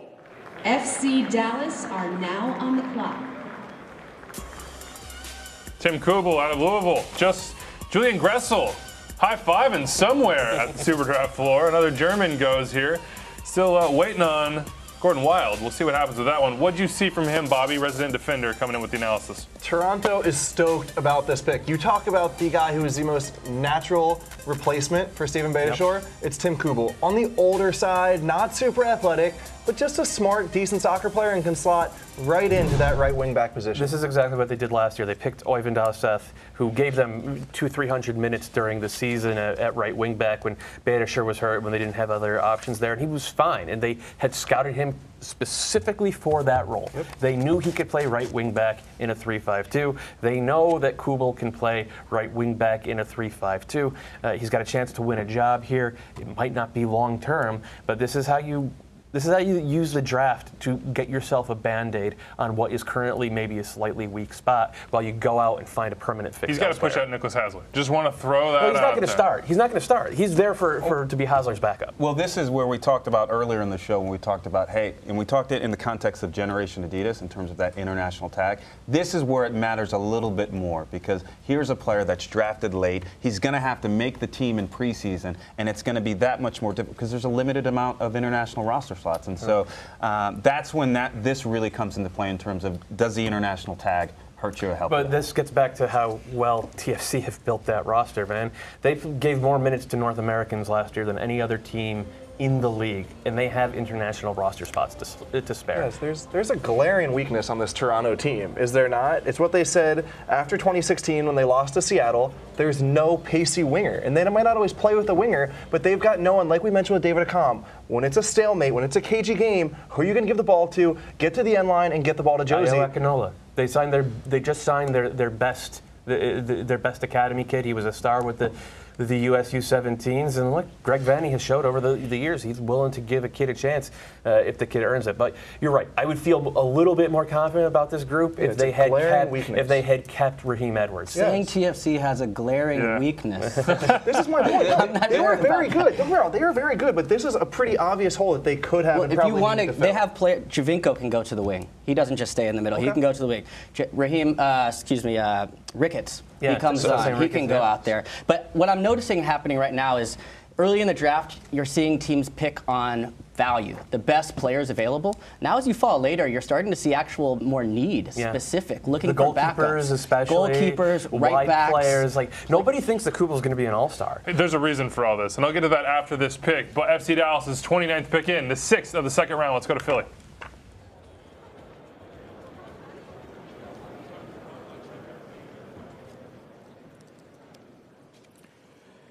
With the 6th pick of the second round of the 2018 MLS Super Draft, FC Dallas select from Southern Methodist University, midfielder Mauro Cicero. The San Jose Earthquakes are now on the clock. Mauro Cicero out of SMU, 6'3", 175. They obviously have scouted him in the area. SMU, a place where many years before they signed a kid from Kano, the center back from SMU, and he's the brother of a former MLS player. Gabriel Cicero, who played for the Red Bulls way back in the day and is a Venezuelan international. Cicero, before doing his ACL, was considered, I think, probably the best number 10 in college soccer. So this is like, okay. All-American teams. Yeah, so this is like, okay, maybe we can get him healthy and maybe we could find a spot for him in that midfield. It's a guy they know. Taking a flyer on him. I mentioned the second round and the gambles here, and you guys were talking about how do you draft. Well, 2017, 5 active players still in MLS. 2016 from the second round, 3. 2015, 5. Why is that? Why don't players stick from this round? Well, typically the better players are drafted earlier. So, explain to these guys watching at home, the families, the friends, everybody else. else. Murder, my God. Typically in every league, in every draft, the better players are the guys that are being taken in the first round, and that's no different in Major League Soccer. With that being said, you can find a lot of value in that second round. You can find your Chris Wondolowski. You can find some of these really talented players that if you have the process and the system right, hopefully you're going to get the next Kalen. Well, he was drafted in the first round, but hopefully you're going to get a talented player. We'll also give credit to these clubs and the homegrown investment because they've gone out and we're identifying better players younger now. So at 22, 23, a lot of these players, the profiles of them are international players who've come over through Right to Dream, Jack Harrison from the UK, players like that. So we're identifying American talent younger. I actually think it's a positive step. Let's see what Toronto FC has to say about their choice. Greg Vanny is with Susanna Collins. Greg, you selected Tim Kubel out of Louisville with the 28th pick. What did you like about this player? Why is he a good fit for you guys? Well, he's a player that we've followed for the last 4 years at Louisville, and we've liked him. We actually were optimistic he might come out as a GA a couple years ago. He didn't, and so at this point on the board, we're looking for depth, maybe at our right back position, and he's got good pedigree, good experience, and of the guys remaining, we think he maybe has the best chance to try to make our team. So we're looking forward to getting him into camp and seeing how he does. MLS Cup champions, most points in league history. You guys have a pretty solid unit intact right now, but what else can we expect from you guys throughout the draft? What pieces are you looking to put in place? Yeah, I mean, we have to take into account what players we have coming through our academy, what our USL group looks like, also our first team. We're going to try to, as much as we can, find depth and find players that we think over the next year or two can maybe make the transition. And that's what we're trying to size up as we go through this, and we see certain players go off the board. You have to reassess along the way. Appreciate the time, Greg. Yeah, thank you. Thanks. All right, San Jose on the clock here, guys. They've had a lot of changes this offseason. One I want to ask you about, Bobby. Magnus Eriksson. Just a good player, good coming off the wing, scores goals, creates assists. The one worrisome part is he had a very good career in Sweden with Malmö. He went to Denmark and struggled. It's always hard to predict how a player is going to acclimate. Ollie said it earlier about acclimating to a new team, a new league. That's one thing that's worrisome. We know he's a good player, but it's just always hard, especially when you're moving abroad. And it's been hit and miss with guys from Scandinavia over the last couple of years, as I think they learned to their detriment in Minnesota. But we've seen a lot of guys come into MLS from Norway and Sweden this offseason in particular. It's going to be kind of a litmus test in terms of judging these leagues and seeing how these guys all adapt. And there's a question of why Scandinavia? And the answer is the leagues are just similar. The soccer's similar, the language is similar, the way you think and see the game. So in terms of moving from, the schedule is similar. When the contracts run out, can I throw that out there? Most of these guys on a free. Exactly, exactly. In terms of the problem they're running up against is MLS is a more athletic league. It's a more international league. It's 100%. A lot harder to play over here. So that's the big transition for 100%. Them is to go like, you're not playing against a ton of Ghanaian players. You're not playing against a ton of Paraguayans or Venezuelans, so the pace is a different step, but it used to be the opposite is the interesting part. It used to be American players wanting to go to Scandinavia to make more money. Now MLS is actually a better financial decision as well. Yeah, and now with that said, there's usually not a language barrier as well, which helps acclimate players to the league as well. So. Joe Ings-Burgett also signing with NICFC today. Let's go back to Philly. We've got the pick as well as some news for you.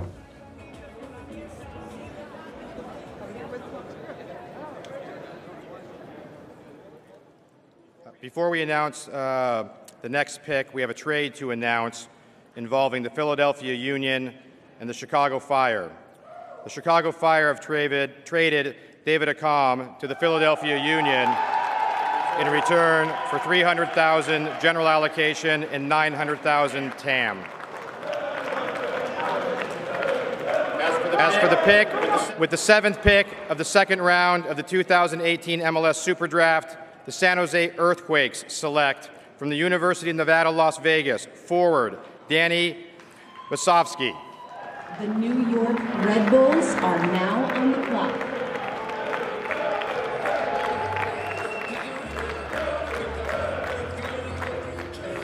Danny Musovsky, you see him here out of UNLV. The forward going to San Jose. 15 goals his senior year. He got double digits 3 out of 4 years with the running Rebels. We will see if he can contribute to the San Jose team. What'd you see out of him at the Combine, Bobby? He had my favorite line, my favorite interview. A, he asked where Matt Doyle was and if he was coming to Combine. But B, there's a ton of number 9s at the Combine, and I asked them all, what kind of number 9 you are? Danny Musovsky looks at me like I'm crazy. He goes, I'm a goal scorer. I score goals. It's like, all right, dude, good for you. So that's what we can expect. A guy in the Wando mold just scores goals. All right, he's got to score those goals. David Accam has a track record of doing so. We now know the nitty-gritty here. 300 in GAM, 900 in TAM. Go to the Chicago Fire, 1.2. Right up there with the biggest trades in MLS history. I look at that 900 TAM number, and it says something to me, Doyle. It says they're building around David Accam. They expect him to deliver probably 15 goals and 7 or 8 assists next year. And if you looked at the way Philly played last season, CJ Sabon created so much for his wingers, and those guys could not finish. I'm a big Chris Bonias fan, but he lost his scoring touch last year. If you put Accam in a groove in that spot, he's going to get you 12 to 15 goals. He's going to cause hell for these opposing defenses. And I do wonder if this means they've decided they're okay with Adam Najem and Fabian Herbers as the sort of playmakers of second forwards working underneath CJ. They've had trouble playmaking. They've tried Bedoya there. They've tried multiple people. now you can just skip that. Just play it in behind, make them turn and chase, similar to the way Houston has operated. Yep. I said it before, but Houston, the best defense is a good attack. And Houston's back line wasn't fantastic last year, but had great numbers, and partly because they put pressure on teams. I think now, more than anything, Philadelphia has a real style, a real system, and a perspective on the game to be able to turn and run and let these guys really go forward. Red Bulls on the clock here at 6. Are the Union now a playoff team? Is this enough? Yes, yes. The answer is that's the Pennsylvania native speaking there, maybe. Okay, maybe. I think Akam certainly helps Philadelphia. Now, how they put the pieces together in preseason and during the regular season remains to be seen. I like to look at this from a Chicago perspective in that the economics of this deal are phenomenal. You can sell 2 players and you get 1.3. They get 1.2. Added on the fact that they probably lost about $500K or freed up $500K in allocation, so they go up to about $1.7 million in cleared space. That's unprecedented. Loves the move. New York Red Bulls, their pick is in the 8th of the second round. Let's go to Philadelphia.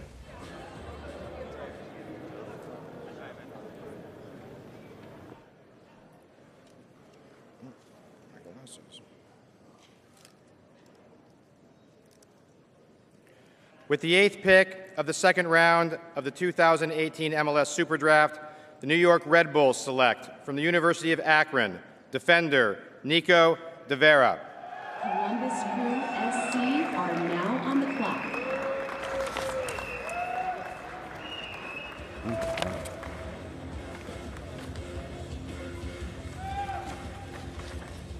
Nico De Vera out of Akron, headed to the New York Red Bulls. What'd you see at the Combine, Bobby? High energy guy. We talked about the way the Red Bulls like to play. They want to press. They want to get up and down the field. They want guys with an engine, and this is exactly it. He can overlap, can get balls in the box. He can close down space well. Maybe not the best player, but just fits into what Jesse Marsch wants to do. Red Bulls 2 probably in his future, we'd think? Listen, it's great for the Red Bulls that they have that platform for young players. I look at it like he's a guy that maybe could be the next player to fill in Kamar Lawrence's shoes. Kamar's done really well for them. He's athletic. He likes to get forward. At some point, will Kamar sign a new contract, or will he move on? That remains to be seen. But this is a player that can learn from a player like Kamar Lawrence. He can learn from the system under Jesse and the rest of the staff. So it's an interesting pick. It has to be noted, there have been rumors all offseason about maybe Kamar Lawrence having interest, I think specifically from teams in Turkey. Even if they sell Kamar Lawrence, Nico De Vera is not going to walk in and be a starter in this league. He's going to have to go fight for his minutes at Montclair with Red Bulls too. And like Ali said, it's great for that team that they have that. And it's the same with the pick before. Danny Musovski's a player I like a lot. I think I saw some mock drafts where he was going in the top 15 or so. Why you like him? Yeah, I mean, he likes me, so that's cool. But like, he's going from UNLV. He's not going to San Jose. He's going up to Reno. He's going to play in USL with Reno. And if he goes there and scores, then he has a chance to win a full-time job with the Quakes, the way Chris Wehan did after the tremendous season he had in USL. And I think you can't be lost that Tyler Adams played 2 years on the USL team for the Red Bulls before he played in MLS at all. Yeah. And so there's a system in place there where as a young player you can get minutes, you still get experience with the first team, or at least exposure, and still develop so that hopefully we talk about when does a player kind of turn the corner. I always think it's probably the 3rd year. In the same way in college you kind of turn the corner your junior year. It's not too dissimilar at the pro level. You've got to find a way to develop, be a part of the team for those first 2 years as a professional, and then that 3rd year you've got to be a rock star. All right, we've seen Florian Velo, Aaron Long make impacts off that USL team as well. Columbus Crew SC are up next. I got to ask, guys, we're at the point in the second round here where hearts are maybe in stomachs for a few folks that are at the draft, rated highly. 2 Generation Adidas guys still have not gone. Gordon Wild, Edward Opoku. We'll talk about them in just a little bit. The pick is in for Columbus Crew SC. Let's head back to Philadelphia.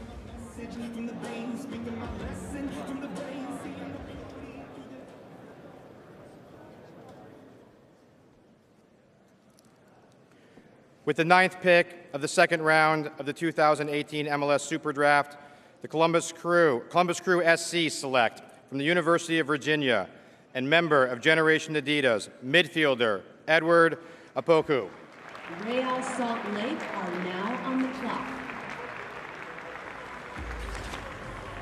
Edward Opoku out of Virginia, the 20-year-old, came out as a junior, 8 goals, 4 assists his junior season. He is joining a large Ghanaian contingent there in Columbus. He's going to be right at home with some of those guys. They took Lawless Abubakar last year, but the biggest move continues to be the Philadelphia Union picking up David Accam, $1.2 million in allocation money. Another Ghanaian, and Susanna Collins is out with Jim Curtin of the Union to talk about it.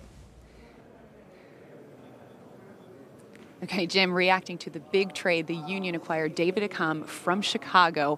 Why was he your guy? Why did you want this player? Yeah, we talked earlier, obviously, and I kind of bit my lip and said some things were coming. But, yeah, really excited to get David, a guy who obviously can stretch a defense. We have some guys that can pass and get on the ball. He'll give them room to operate in space. But, yeah, David's a proven goal scorer in our league. His resume speaks for itself.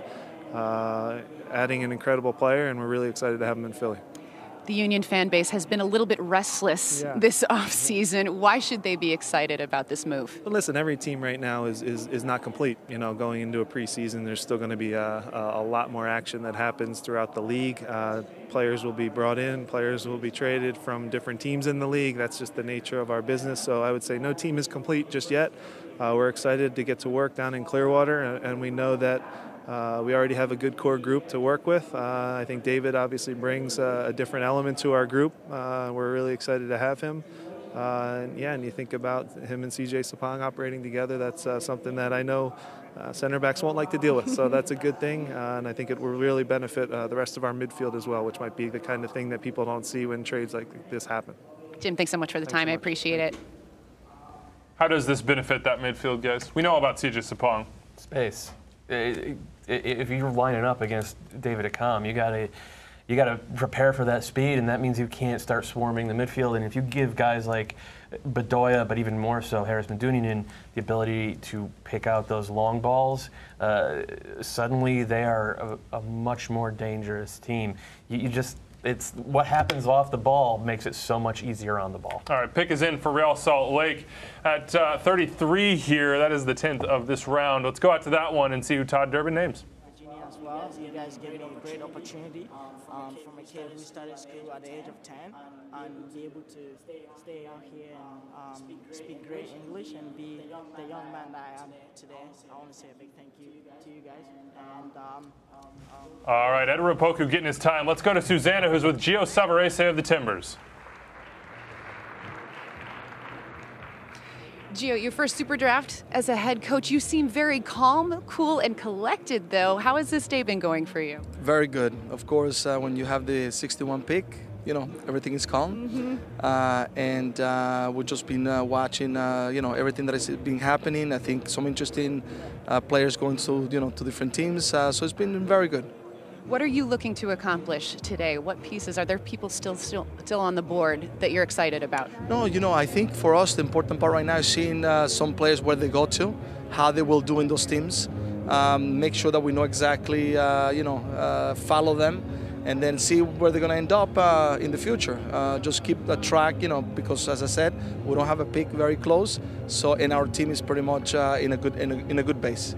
Thanks so much for your time, Gio. I appreciate it. Thank you. All right, let's go back out for the pick here. RSL on the clock.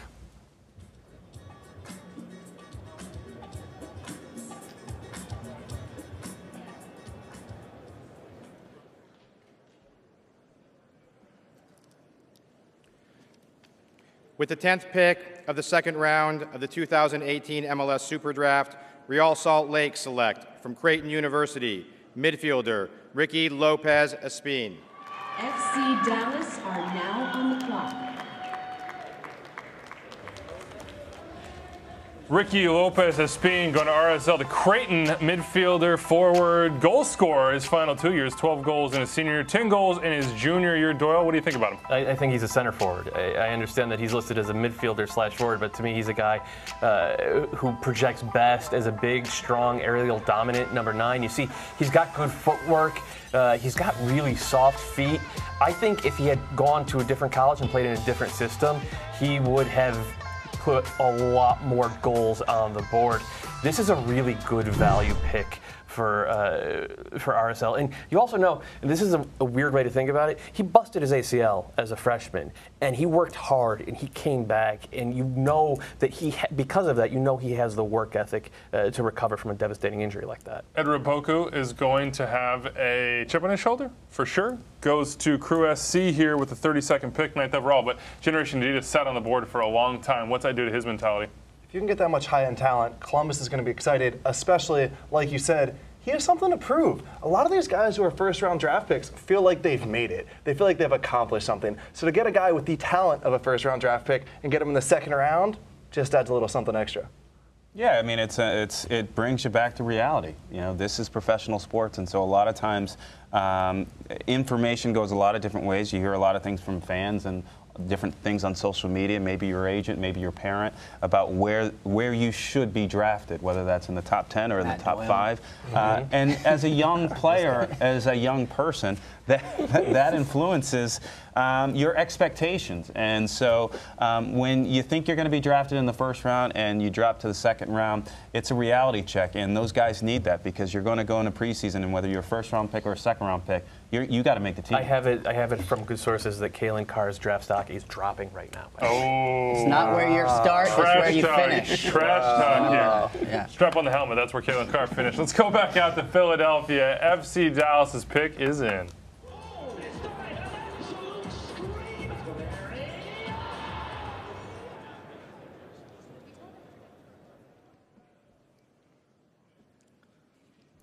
With the 11th pick of the second round of the 2018 MLS Super Draft, presented by Adidas, FC Dallas select from Georgetown University midfielder Chris Lema. The San Jose Earthquakes are now on the clock. Lena DeQuola taking over at the podium. Chris Lema has his name called out of Georgetown. The midfielder was one that you liked at the Combine, Bobby. Yeah, perhaps the best passer of all the center mids, but here is his weakness. While he's a good passer, while he's good in possession, he just vacated the middle of the field too often. But I'll tell you from experience, having been a center midfielder who did the same thing under Oscar Pereira my rookie year, Oscar will be in his ear. So in terms of a guy who has the technical ability to go to the league, he can do it, and Oscar is the coach to teach him the best way. Tell me what these guys are going to be in for with Oscar Pereira. What are they walking into first day of preseason? Dude, a fire. There's no other way to put it. The most intense practice session of your, I could tell you so many Oscar stories that would get cut off the air so fast because the guy is just the most intense human being you've ever been around, and it's awesome. It just makes you every single day want to fight so hard. And he's not just, go ahead. No, he's not just, I would call intense, but he's passionate. That's you know, probably a better word. He loves the game. He loves young players. He wants to develop them, and he wants to instill a work ethic and a passion and a love for the game as well as the club as best he can. So you got to see a little bit of Chris Lema though, because he was a Red Bulls Academy product. Yeah. So I mean, I saw a lot of him. I remember even when I worked in the league office, I went down to Bradenton and watched him play when he was with the U17s, and I had a conversation with the coach down there. So I've seen a lot of him, especially he's played with a lot of Red Bull players who have gone through that Georgetown system as well. He's talented. He's good with his feet. I think there are probably maybe some questions on athleticism, and we'll see how he can move. But he's a talented player, no doubt, and I think that pairing him with a club like FC Dallas and a coach like Oscar, I think gives him the best opportunity. So I'm excited for him. If you're a draft pick going late in the draft, you want to go to a club that plays young players, plays homegrowns, plays American players. FC Dallas is an excellent place for him to land. And I think Oscar, he appreciates how to play the game correctly. And I know that I'm not going into detail in terms of what that means, but you can kind of feel that, and that he loves the game. He knows how it should be played. And Chris Lema he's a footballer. We're basically halfway through the second round here. As we continue and wait for this pick from San Jose, let's talk about FC Dallas this year. CCL on the horizon. They've got a rebound after missing the playoffs. Had such a great year before that, Matt. What are they going to be? I don't know.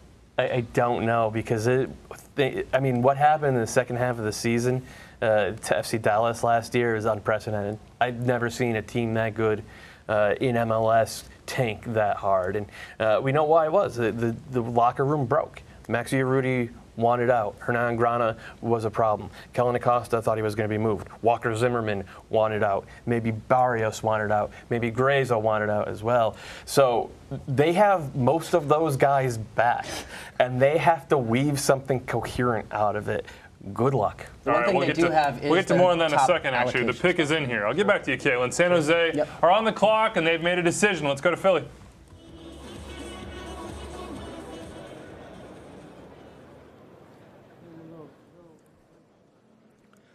With the 12th pick of the second round of the 2018 MLS Super Draft presented by Adidas, San Jose Earthquakes select from the University of Louisville, forward Mo Chow.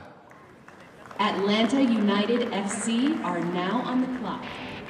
Mo Chow out of Louisville, 8 goals, 2 assists his senior season. But if you go back to 2015 at Cincy State, 25 goals and 11 assists in a single season. He impressed a little bit at the combine. Bobby, what'd you see?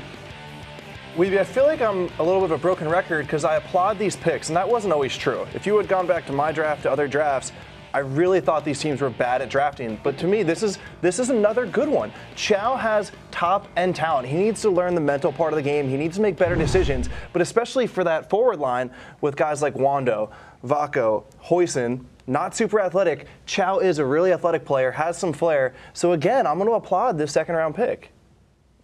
Danny Hoyson re-signed. Was that a good move from San Jose? You just shrugged, Matt? I like Hoyson. I don't know about Chow. I didn't see that much athleticism for him. I think he looks the part maybe, but he doesn't play fast. And his productivity hasn't matched his potential, even though he's played for a very good coach and a very good system. But we're in the middle of the second round here. So you take a flyer on a guy who you think can maybe has a chance at being an MLS caliber player. And Chuck does have that. But he's got to figure out how to get productivity out of that big body of his. All right, let's talk Atlanta here, guys. And this is one of the most exciting teams in the league over the last year or so. Every single game they watch, you've got to tune in, and they might be making a big addition. Ezequiel Barco, what if they do it? What if they go spend double-digit in the millions? I mean, they raised the bar when they went out and they got Miguel Almiron. And they'll raise it again when they sell Miguel Almiron, probably for twice what they paid for him, if not more. Barco is that, only more so. He's one of the very best teenagers in the entire world. He's a guy who has interest from multiple big European clubs, but he wants to play in Atlanta for a couple years, and in part it's because of what that team has done, but in part it's because they went out and they got a coach with a global recognition in Tata Martino. So if they can get him and then coach him up, and then at age 20 flip him for multiple millions of dollars, they have sort of created a new way of doing business in MLS. All right, let's get to the pick here. Atlanta United's pick is in. We're headed out to Philly.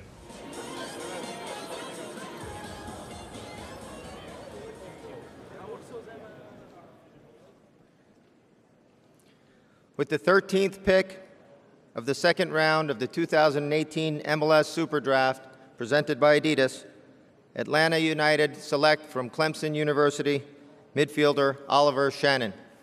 Atlanta United FC are now on the clock.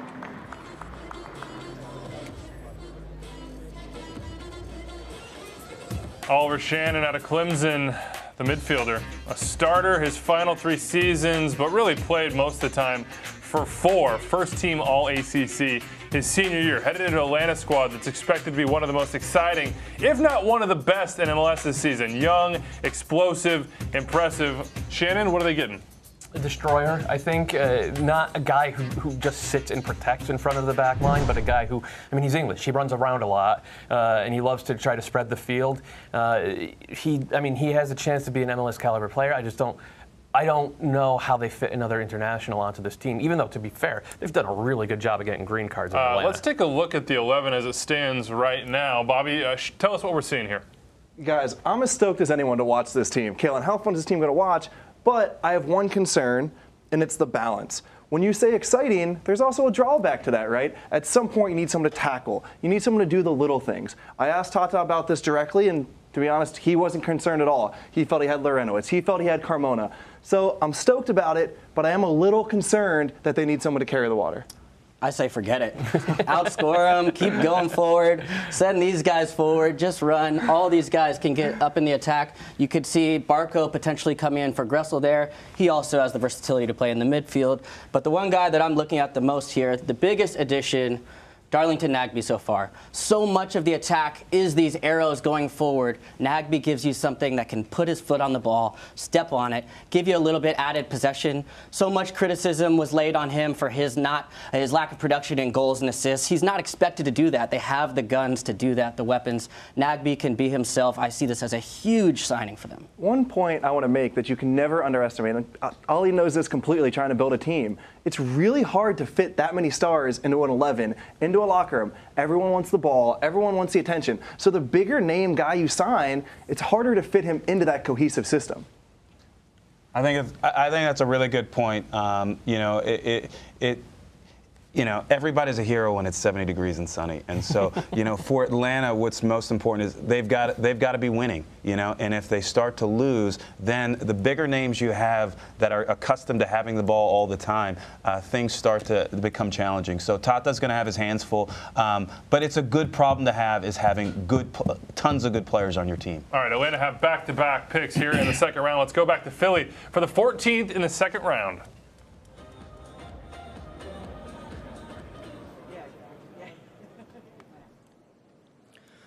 With the 14th pick of the second round of the 2018 MLS Super Draft, presented by Adidas, Atlanta United select from the University of Maryland, forward and member of Generation Adidas, Gordon Wild. The Chicago Fire are now on the clock.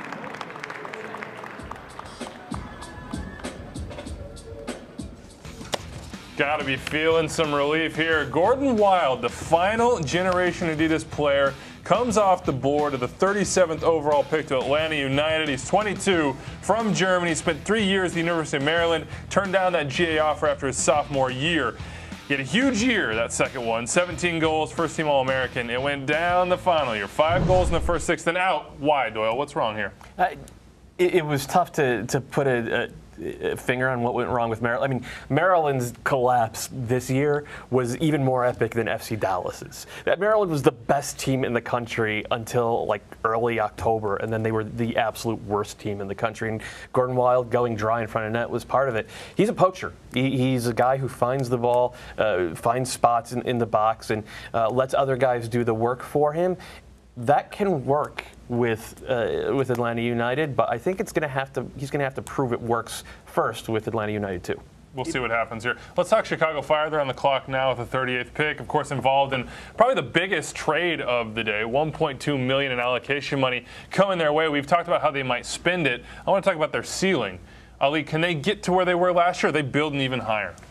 Absolutely. When I think about Chicago, I think about a team that's on the trend of going to MLS Cup. You look at those teams that they didn't do well, they didn't make the playoffs. All of a sudden, they made the playoffs, and next thing you know, they're the next Toronto. In terms of when you look at Toronto's trajectory, in terms of when Tim Bezbatchenko just took over the team, had a coaching change. They didn't make the playoffs. All of a sudden, they changed the team on. They made the playoffs, but didn't do that well in the playoffs. And then you see the next year and the next years, they're making that jump. Chicago feels to me like that type of team. And when you look at the data points and you look at the types of players that they're acquiring, they're successful with those selections.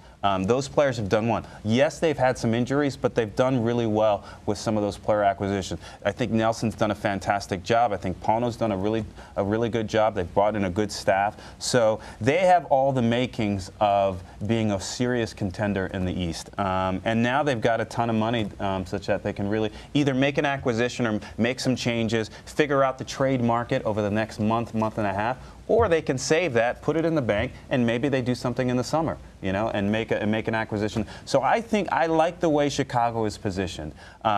You hesitate. You may not like the fact that they did give away a very good player, but they got a lot for it. A little tease for you here. Darren Eales will join us at the end of this broadcast. So stick with us through the end of the second round. The president of Atlanta United will join us at that time. Grant Lillard's a name that we haven't really talked about here. And he's the center back that comes in as a homegrown for the Chicago Fire. They expect a lot from him. They expect maybe a starter. he could maybe be a starter. He was, along with Hilliard Arce, I think probably the best center back in college soccer this year. He was a 4-year player, played at Indiana, which made it all the way to the final. Big, good passer of the ball with his left foot. He's, I think, pretty aggressive stepping off of his line. He had things that Chicago needed on that back line in terms of physicality and aerial dominance and just that sort of calm left-footed presence. But he's a rookie, and teams that compete for MLS Cup generally don't start rookies in the center of defense.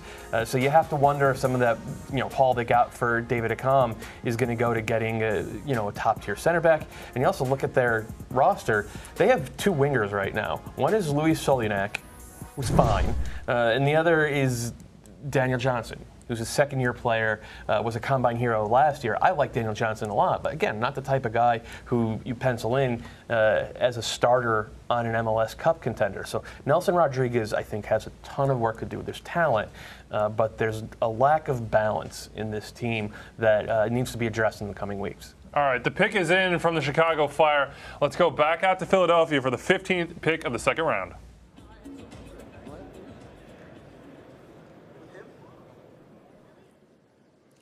With the 15th pick of the second round of the 2018 MLS Super Draft, presented by Adidas, the Chicago Fire select from Clemson University midfielder Diego Campos. The New York Red Bulls are now on the clock. Diego Campos cut his hair, but he had quite the flow before. Doyle and Ali are sitting here very, very jealous of that. 10 goals, 9 assists his senior year at Clemson. Bobby, what are they getting here? They're getting a goal creator, either out of the 9 spot or the 10 spot. He's not someone who'll get on the ball often. He's not a facilitator. He really is the guy that wants it and wants to try and find his way towards goal, which, apparently on the Chicago Fire, they need both a 10 and a winger right now. So there's a spot for him. I think Baccaro maybe is their write him in pencil 10. Yeah, it seems like it. But Campos has a chance to win a job. He can. Look, we talked about Shaw a couple picks ago, saying his productivity didn't really match his potential. Campos is the other way around. He figured out, he's not the most impressive guy out there if you look at him, but he figured out a way every year to be productive. He's a soccer player. And bet on that, I guess, if you're the Fire picking where they're picking right now. It feels like a reach. Couple of nice pieces from college coming into the attack. You'd expect them to go out and spend that money, though, on the market. To your point, Ali, earlier about Chicago and their next step in the progression, TFC lost in Montreal 3-0 in 2015 in that play-in game on the road. Mm-hmm. I saw that same sort of naivete from Chicago. The Red Bulls walked into Toyota Park and just beat them up in the playoffs. They didn't have that experience. It's really hard to replicate that. You saw the jump TFC took that next year. I think guys like Dax, some of those guys have already been there before, of course, Schweinsteiger. But for some of these other pieces around it, even Nikolic, getting that first playoff experience will help them when they lead into year 2 or year 3 of this new project. Red Bulls on the clock. Of course, they want to get the ultimate prize, which is MLS Cup. Kaku Romero Gamarra is rumored to be the next piece for them. Many millions of dollars for the Argentine 22-year-old of Huracan. What do you make of this move, Ali, when you hear the Red Bulls perhaps spending this much money? 7 figures, 5, 6, 7 million. Well, I think that the fans for the Red Bulls, you got to be excited if their club, just like any MLS club's fans, you got to be excited when your club is out there scouring the market to find a quality player that fits the way you want to play, and they're willing to spend the money to do it. So if you're a fan of the Red Bulls, you got to be pretty excited. At the end of the day, you got to see what's executed. All right, pick is in for the New York Red Bulls. Let's go back out to Philadelphia and see who they took with the 39th overall pick.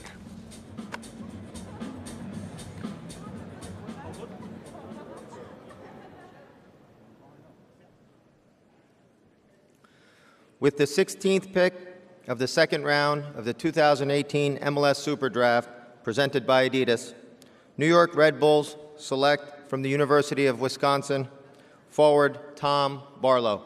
The LA Galaxy are now on the clock. Tom Barlow out of Wisconsin, Chris Mueller, of course, already went in this draft. Another compatriot as well out of Wisconsin. A good one for them. LA Galaxy on the clock now, guys. Sigi Schmidt apparently has the flu. He's back in his hotel room. He has been waiting for this one for a long time after they went out and got Hilliard Arce with the second pick. What do we make of the LA Galaxy offseason outside of building through, just in terms of competing with LAFC? Have they done enough? What's that rivalry look like right now? I don't think they've done enough yet because they don't have that. I mean, unless they can figure out a way to revitalize José Zardes and discover the 2014 version of José Zardes, they don't have that go-to goal scorer up top. And if you don't have that go-to goal scorer, then teams can sort of pinch in on Gio Dos Santos and Romain Alessandrini, and it becomes that much more difficult. But it wasn't just the goal scorer they needed, and it wasn't just addressing the back line and goalkeeper and defensive midfield, which they did, and good job, Ziggy. They needed to change the culture. They needed to become accountable again, because I think the moves, I don't know what Chris Klein and Pete Vagenas were doing last winter when they made those moves, and there didn't seem to be much accountability or much thought put into it. They got 4 guys to play the same position. You could see the players fighting with each other. You could see blaming the coach, and to be fair, Kurt and Alfo didn't do great. All of that needed to go, and Ziggy Schmidt needed to give this team accountability and an identity, and to me it feels like he's made some headway in that regard. We should probably also note they lost a legendary manager in Bruce Arena who had his hands on everything in the LA Galaxy organization. So it's really hard to adapt as a club and be able to. They tried to go with the youth movement. The academy didn't quite bear fruit yet. Now they've really sort of did a reset, brought in some players with experience. I think they're in a much better place to start the year. Some of that win now depleted their TAM resources. But they have this pick. Let's go to Philly to see who they took.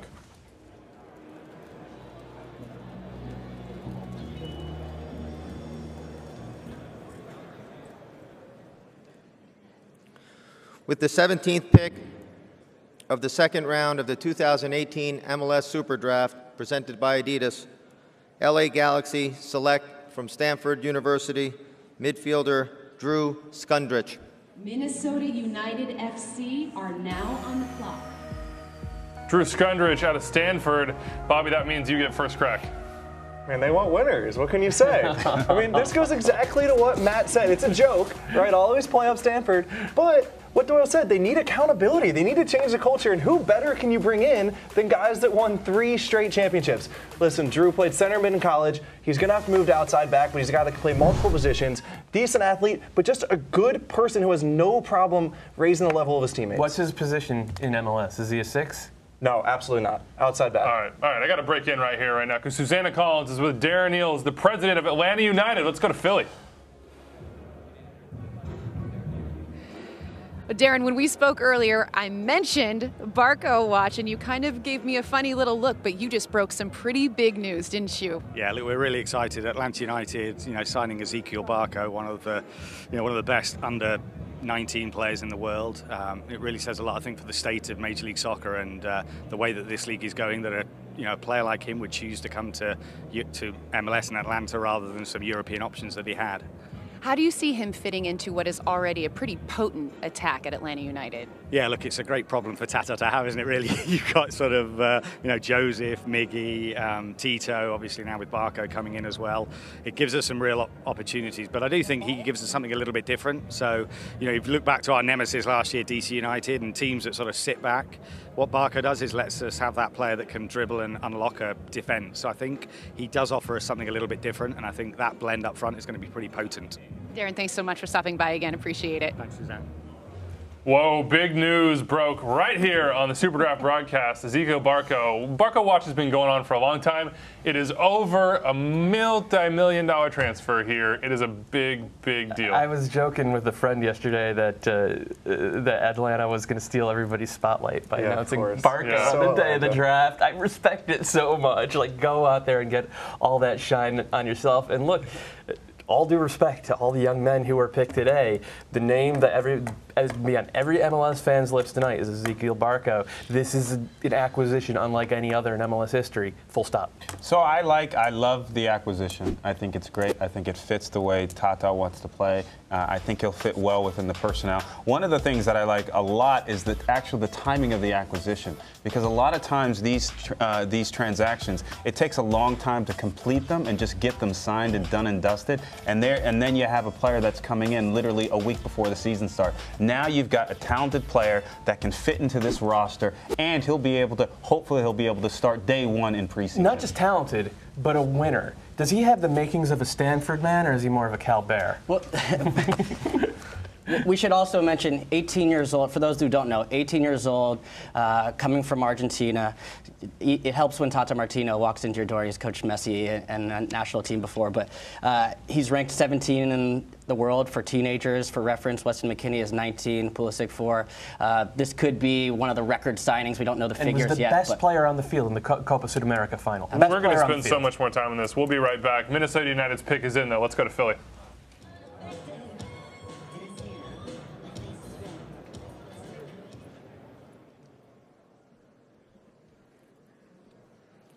With the 18th pick of the second round of the 2018 MLS Super Draft, presented by Adidas, Minnesota United select from the University of Nebraska, Omaha, midfielder Xavier Gomez. New York City FC are now on. Xavier Gomez, after Nebraska, Omaha, midfielder, spent 4 years there, 5 goals, 8 assists in his senior year, first team All Summit League. Joining the Loons, have had a good draft day so far.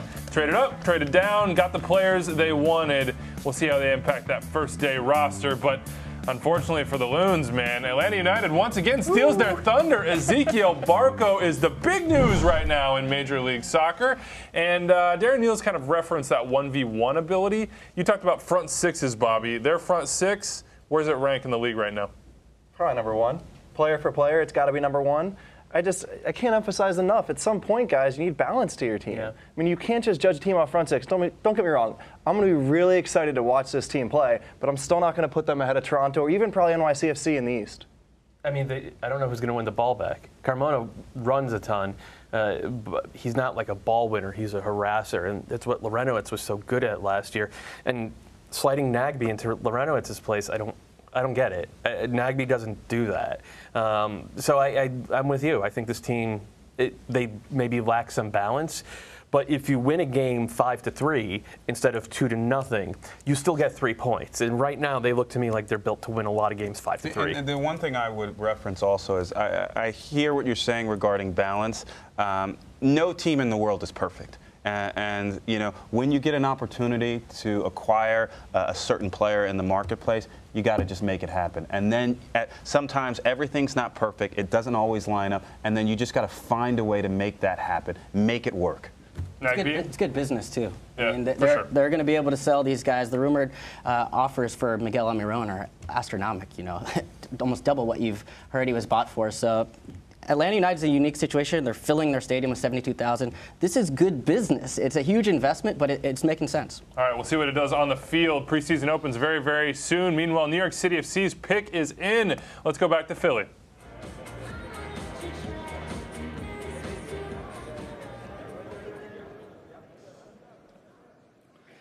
With the 19th pick of the second round of the 2018 MLS Super Draft, presented by Adidas, New York City FC select from Wright State University, defender A.J. Patterson. The Houston Dynamo are now on the clock. A.J. Patterson into the blue side of New York. 7 goals his senior year, so a set-piece threat for him and a goal threat as well. New York City FC, we mentioned their offseason. I think they're in the top. Where do you guys put them in the Eastern Conference? They're at the top with Toronto and Atlanta. I think this is a team that is built to compete for the Shield. And the question for Patrick Vieira in 2018 is, can he figure it out in the playoffs? Because twice in a row now, this team has come into the postseason and kind of shrugged. Do they have the mettle? Do they have the discipline, as you said, to go to Columbus on the road? Do they have the mettle to win a playoff game right now. Well, I think it goes back to what Kalen was saying about Toronto taking it on the chin a couple of years ago at that game at Montreal, and then coming back the next year and making it all the way to MLS Cup, and then, of course, coming back the year after that and making it one step further. And I think that's the path that you're trying to take if you're NYCFC, right? It takes experience, even for a manager. Patrick Vieira, you saw his development from year 1 to year 2, now further into the playoffs. That red card really changed the game for them. They were still in that match against Columbus Crew SC. That's the beauty of MLS Cup playoffs. But yeah, I do think it is something about kind of getting your, taking your licks before you can really cross that next hurdle. Theme is too deep this offseason, Ali. When you see this Joe Inge-Burnett signing, everything else, all these young players, they're too deep everywhere. This squad is now close to complete, I would think. What have you seen when you saw how they built this thing? I don't think you can ever be too deep. It's a long season. You think about a league like MLS where in 1 week you're playing in one altitude and the other week you're playing in a different altitude. You look at the different weather patterns and the time zones and the length of the season, it's really grueling. Never mind national team call-ups. And so you really do need depth in your roster. And we talked about just the composition of the different rosters. And it's one of the reasons why you need pools of players from every different bucket that the league allows. So you can never be too deep. You never know when an injury is going to happen. As long as Coach Vieira can cultivate the right culture and environment and system of play, which I think we all know they have a system of play down there. So we'll see. 43rd overall pick is in from the Houston Dynamo. We're headed back to Philly to see who got taken.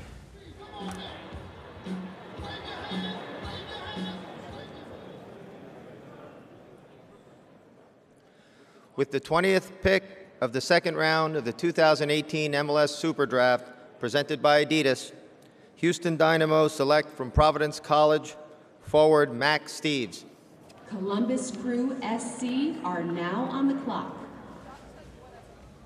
Crew SC on the clock. Max Steves at the Combine out of Providence. Rookie of the Year last year went to Providence. That would be Julian Gressel. He's kind of a bruiser, Doyle. He was a big body there. Yeah, not even kind of. 100% a bruiser. And if he's going to carve out an MLS career, it's going to be doing Alan Gordon stuff.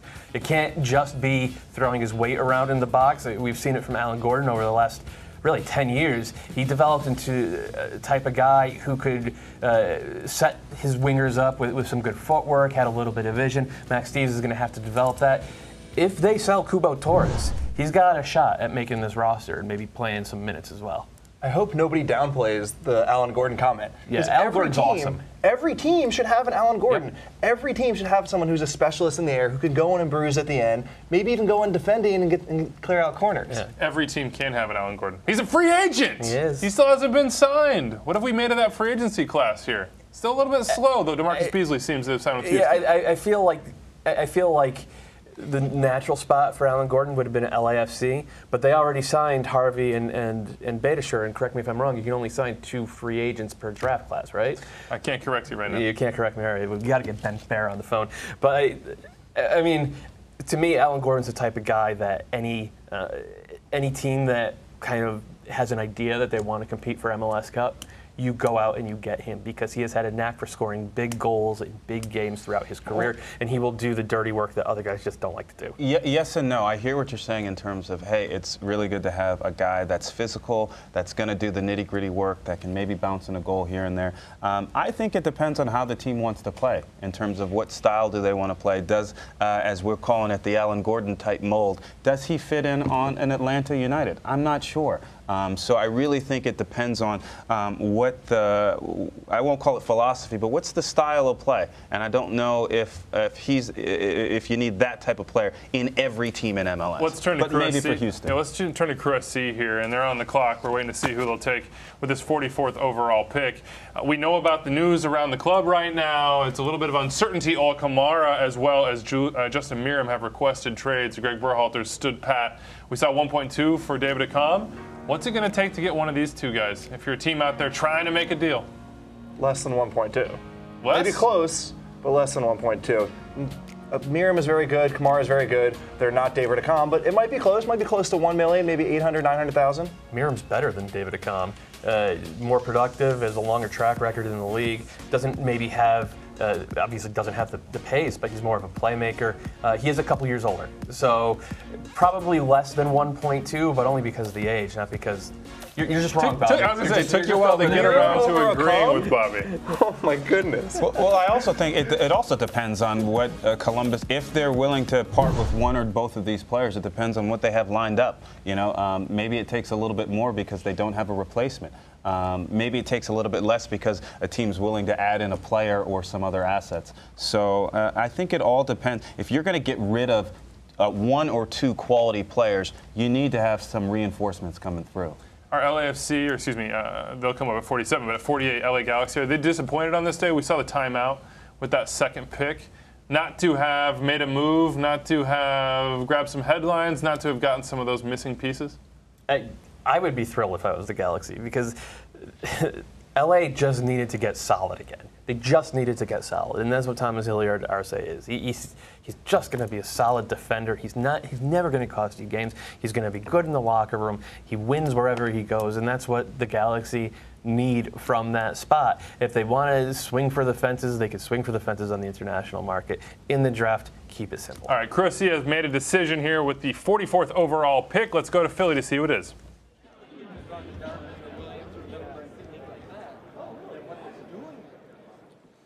With the 21st pick of the second round of the 2018 MLS Super Draft, presented by Adidas, Columbus Crew SC select from the University of Maryland, midfielder Jake Rosansky. The Seattle Sounders FC are now... Jake Rosansky, and that's interesting, Doyle. I heard you kind of snort there. He signed with Maccabi Netanya. Yeah. So this is a long-term player. They looked at the second round and said, take a flyer. This is the Marcus Tracy Memorial. We know you're signing overseas, but we're going to draft you just to claim your rights. Rosansky's a good player, man. He's a Will Trapp style of midfielder, and then he's great with both feet, likes to get on the ball as much as possible, plays a little bit deeper, not really a destroyer, not really a playmaker, just a good soccer player. Smart pick from the Crew. Seattle Sounders on the clock now, of course, lost an MLS Cup a year after winning it on penalty kicks. Roman Torres has a big summer. Jova Jones is out. Clint Dempsey is coming back. Where does this team stand, Bobby?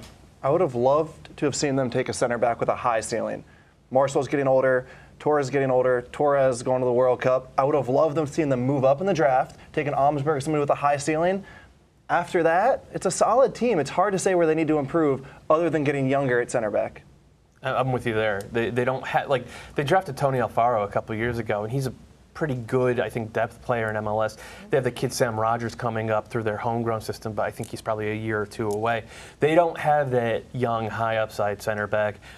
My guess is that Garth Lagerwey is going to be doing some shopping there, and I have to wonder about center forward as well. I love Will Bruin. He finds chances, but if you're going into MLS Cup and it's Will Bruin on your side versus Josie Altidore and Sebastian Javinko on the other side, that feels a little lopsided. The only thing I would add to that is I don't disagree with the analysis, but also Seattle's they've got a second team. And so we don't know what they're doing with that second team, and are they going to add any players from that team to their first team roster before. A few years ago, Red Bulls had a player on their USL team by the name of Aaron Long, and he happened to be a starter last year. Right, and we saw that. I mean, we saw it with Seattle last year with Nuhu Tolo at left back. Once Jovan Jones decided he wanted to take a mid-season vacation, Tolo was able to step in there and give them minutes. So they already have that pathway, but I don't know their pathway or their S2 pool well enough to say whether they have a high upside center back coming through. All right, let's see who they took with this pick. Seattle Sounders on the clock. They've made a decision. We're headed to Philly.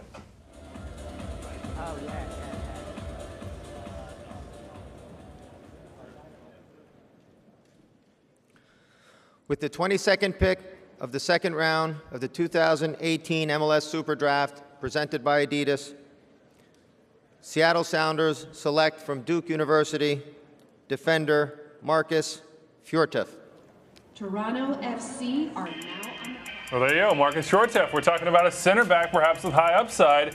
6'5", a starter in all 4 years in the ACC. He's out of Asker in Norway. I saw you pumping your fist there, Ali Curtis. I got to call you out on this one. Duke guys stick together. Well, we do, but you know, Duke has got they've got a good pedigree. I got a chance to see him play about 4 or 5 months ago. He's a talented player. He's big, strong. He's got a great head on his shoulders. He's got a good IQ. So it should be interesting to see how he translates. He's got a couple center backs that are veteran at TFC that he can learn from. His dad was an international as well for Norway, so he's got pedigree as well. Bakero, another one like that. Yeah. What'd you see, Bobby? Of all the center backs in this draft, he was the most comfortable on the ball, the best at passing the ball through the lines. His problem is, one, he's not that fast, he's not athletic, and two, he's just too mistake prone. But I want to say something else about Seattle right now. Their big question, guys, is as Dempsey starts to get phased out, as Ozzie Alonso gets phased out of the starting 11, how do those two guys react to it? They were so good, partially because they were so confident, partially because they had so much pride. How do they react to not being in the starting 11? By the way, you see the picks continuing there on the draft tracker. That's for the supplemental round. 46 is the final pick here. Thank you so much for following Super Draft coverage right here on MLSsoccer.com and YouTube. We've got some more coming for you. Best day, best drafts coming up in a little bit. Toronto FC are on the clock. Guys, Toronto, this pick, it's probably not that important overall to their season in 2018. Are they the prohibitive favorites? Gotta be. I mean, yeah. Yes. Right, but we all know that it's hard to repeat. It's the disease of Moore is what Pat Riley called it. Michael Bradley. What's the word that he used over and over? Obsession? Yeah. I mean, and they played like it last year, but I do wonder if maybe they're going to focus a little bit more on CCL than on the league to start the year. Because if you want to lay down a marker in MLS, you become the first MLS team to win the modern version of the CCL. They're already doing captain's practices in the snow up there. So if that tells you something about their mentality, party for a week, get back to it. CCL is what I'm most captain's practice? For those at home that are wondering what that means. It's Michael Bradley telling you to show up to practice. Yes. That's exactly what it is. And everyone shows up. But CCL is where I'm excited to watch them this year. I think this is one of the first teams, maybe since those Real Salt Lake teams, that has a real chance of making deep run. Well, excuse me, all due respect to Montreal Impact. But first round matchup with Colorado, you see them getting past that and then going to face a Mexican team. That's what I'm excited for. All right, final pick of the 2018 Super Draft. Let's go out to Philly.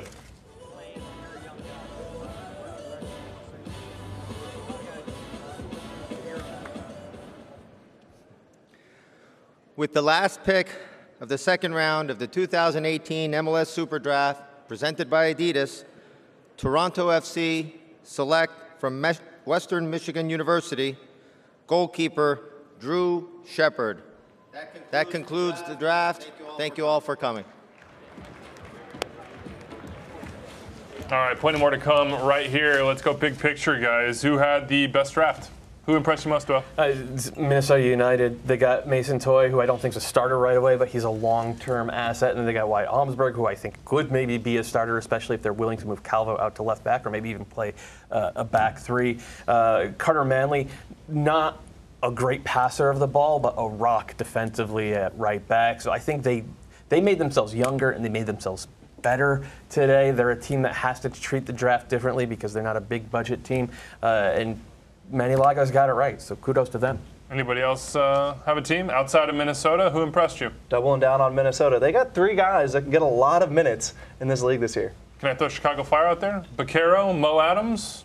I like yes. Both of those additions as well.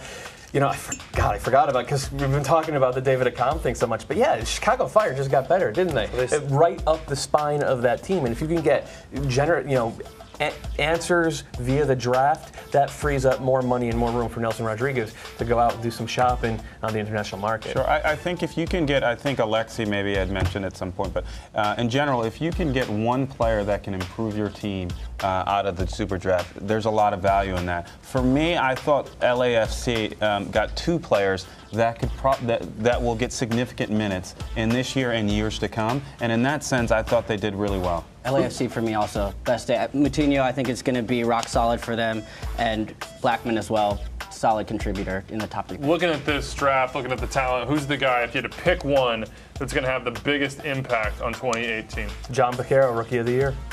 Calling it right now? Starting the... Yeah, no, I don't want to. I don't want to. No guarantee I got to bring it back. But I think he's got a chance to win a starting job. And if he does, then he's got a very good chance of being Rookie of the Year because he's a talent. Who's on the radar, Bobby? Who's the guy that I'll people are triple talking down about? on the Loons, and I'll say Almsberg starts at center back. All right, who had the best day today? You mentioned David Accam. Of course, today was about the Super Draft dreams coming true, but this is a time for big trades. Who's the team that had the best day? Who walks away saying, we're set? Philadelphia. Yeah. Yeah, you said it. David Accam changes the entire dynamic of that franchise. You heard Jim Curtin talk about not only his effect on the forward line, but how it's going to create space underneath for some of those playmakers to have some time and space on the ball. Philly fans are going to be really excited because, Atlanta started the day already happy. They got even happier with Barco. Philly, the most dramatic shift from being at the bottom to now feeling that they've got a real shot at the playoffs. Seconded. That's a really difficult question. What I will say is I think with the Philly and the Chicago transaction, both teams came away feeling like they got something good, which is always good in any type of transaction. Now, on one side, we talked about the economics of Chicago and how they freed up probably close to about 1.75 million of cash, however you want to put that, with budget and allocation and all that. And at the same time, now Philadelphia has absorbed that as well. So I'm curious to see if there's any other ancillary or is there any other impact on Philadelphia's roster, because now they're in a position where this is their guy. Do they need to clear any more space? I don't know the economics of their budget, nor do I know the economics of what's in their back pocket in terms of allocation and all that. But these were two huge moves. The good thing is that both teams gave up a lot, but they also walked away very happy. All right, we move forward. Of course, the MLS season coming thick and fast. It'll start in March. Preseason's around the corner. What's the feeling like, guys? You getting a little bit of nervousness after you leave this draft floor? What are the players feeling right now? Well, they're probably lamenting the offseason being over. Got a couple long preseason camps looking ahead. For me, I'm most excited looking forward to the introduction of Los Angeles Football Club. I think much has been made about their entry into the league. I've toured the stadium. It's a beautiful facility right in the heart of downtown Los Angeles. Of course, you've got the added dynamic of a potential rivalry with the LA Galaxy, and Bob Bradley back in the league. Him leading the ship, so to speak, I think is a positive for the league in general. For the players, it's just a long few days. They're so excited. I hate to use the cliche, but you've just worked so many years. It truly is a dream come true. But now you've got to sit around for a week before you actually get out on the field. So it's just a ton of anticipation for the next 5 or 6 days. Is it like jumping in the deep end here to jump in this first pro camp? There's not even an alliteration for it. Yes, that first day, your adrenaline has never been so high. All right, preseason coming up. Just around the corner, go download the MLS app for all the coverage. Of course, MLSsoccer.com is your source for the news for the supplemental draft next week. The drafts are not over, everybody. All the coverage right there. Thank you so much for watching and following along right here on the MLS Super Draft 2018 presented by Adidas. I'm Andrew Wiebe for these guys. We'll see you next time.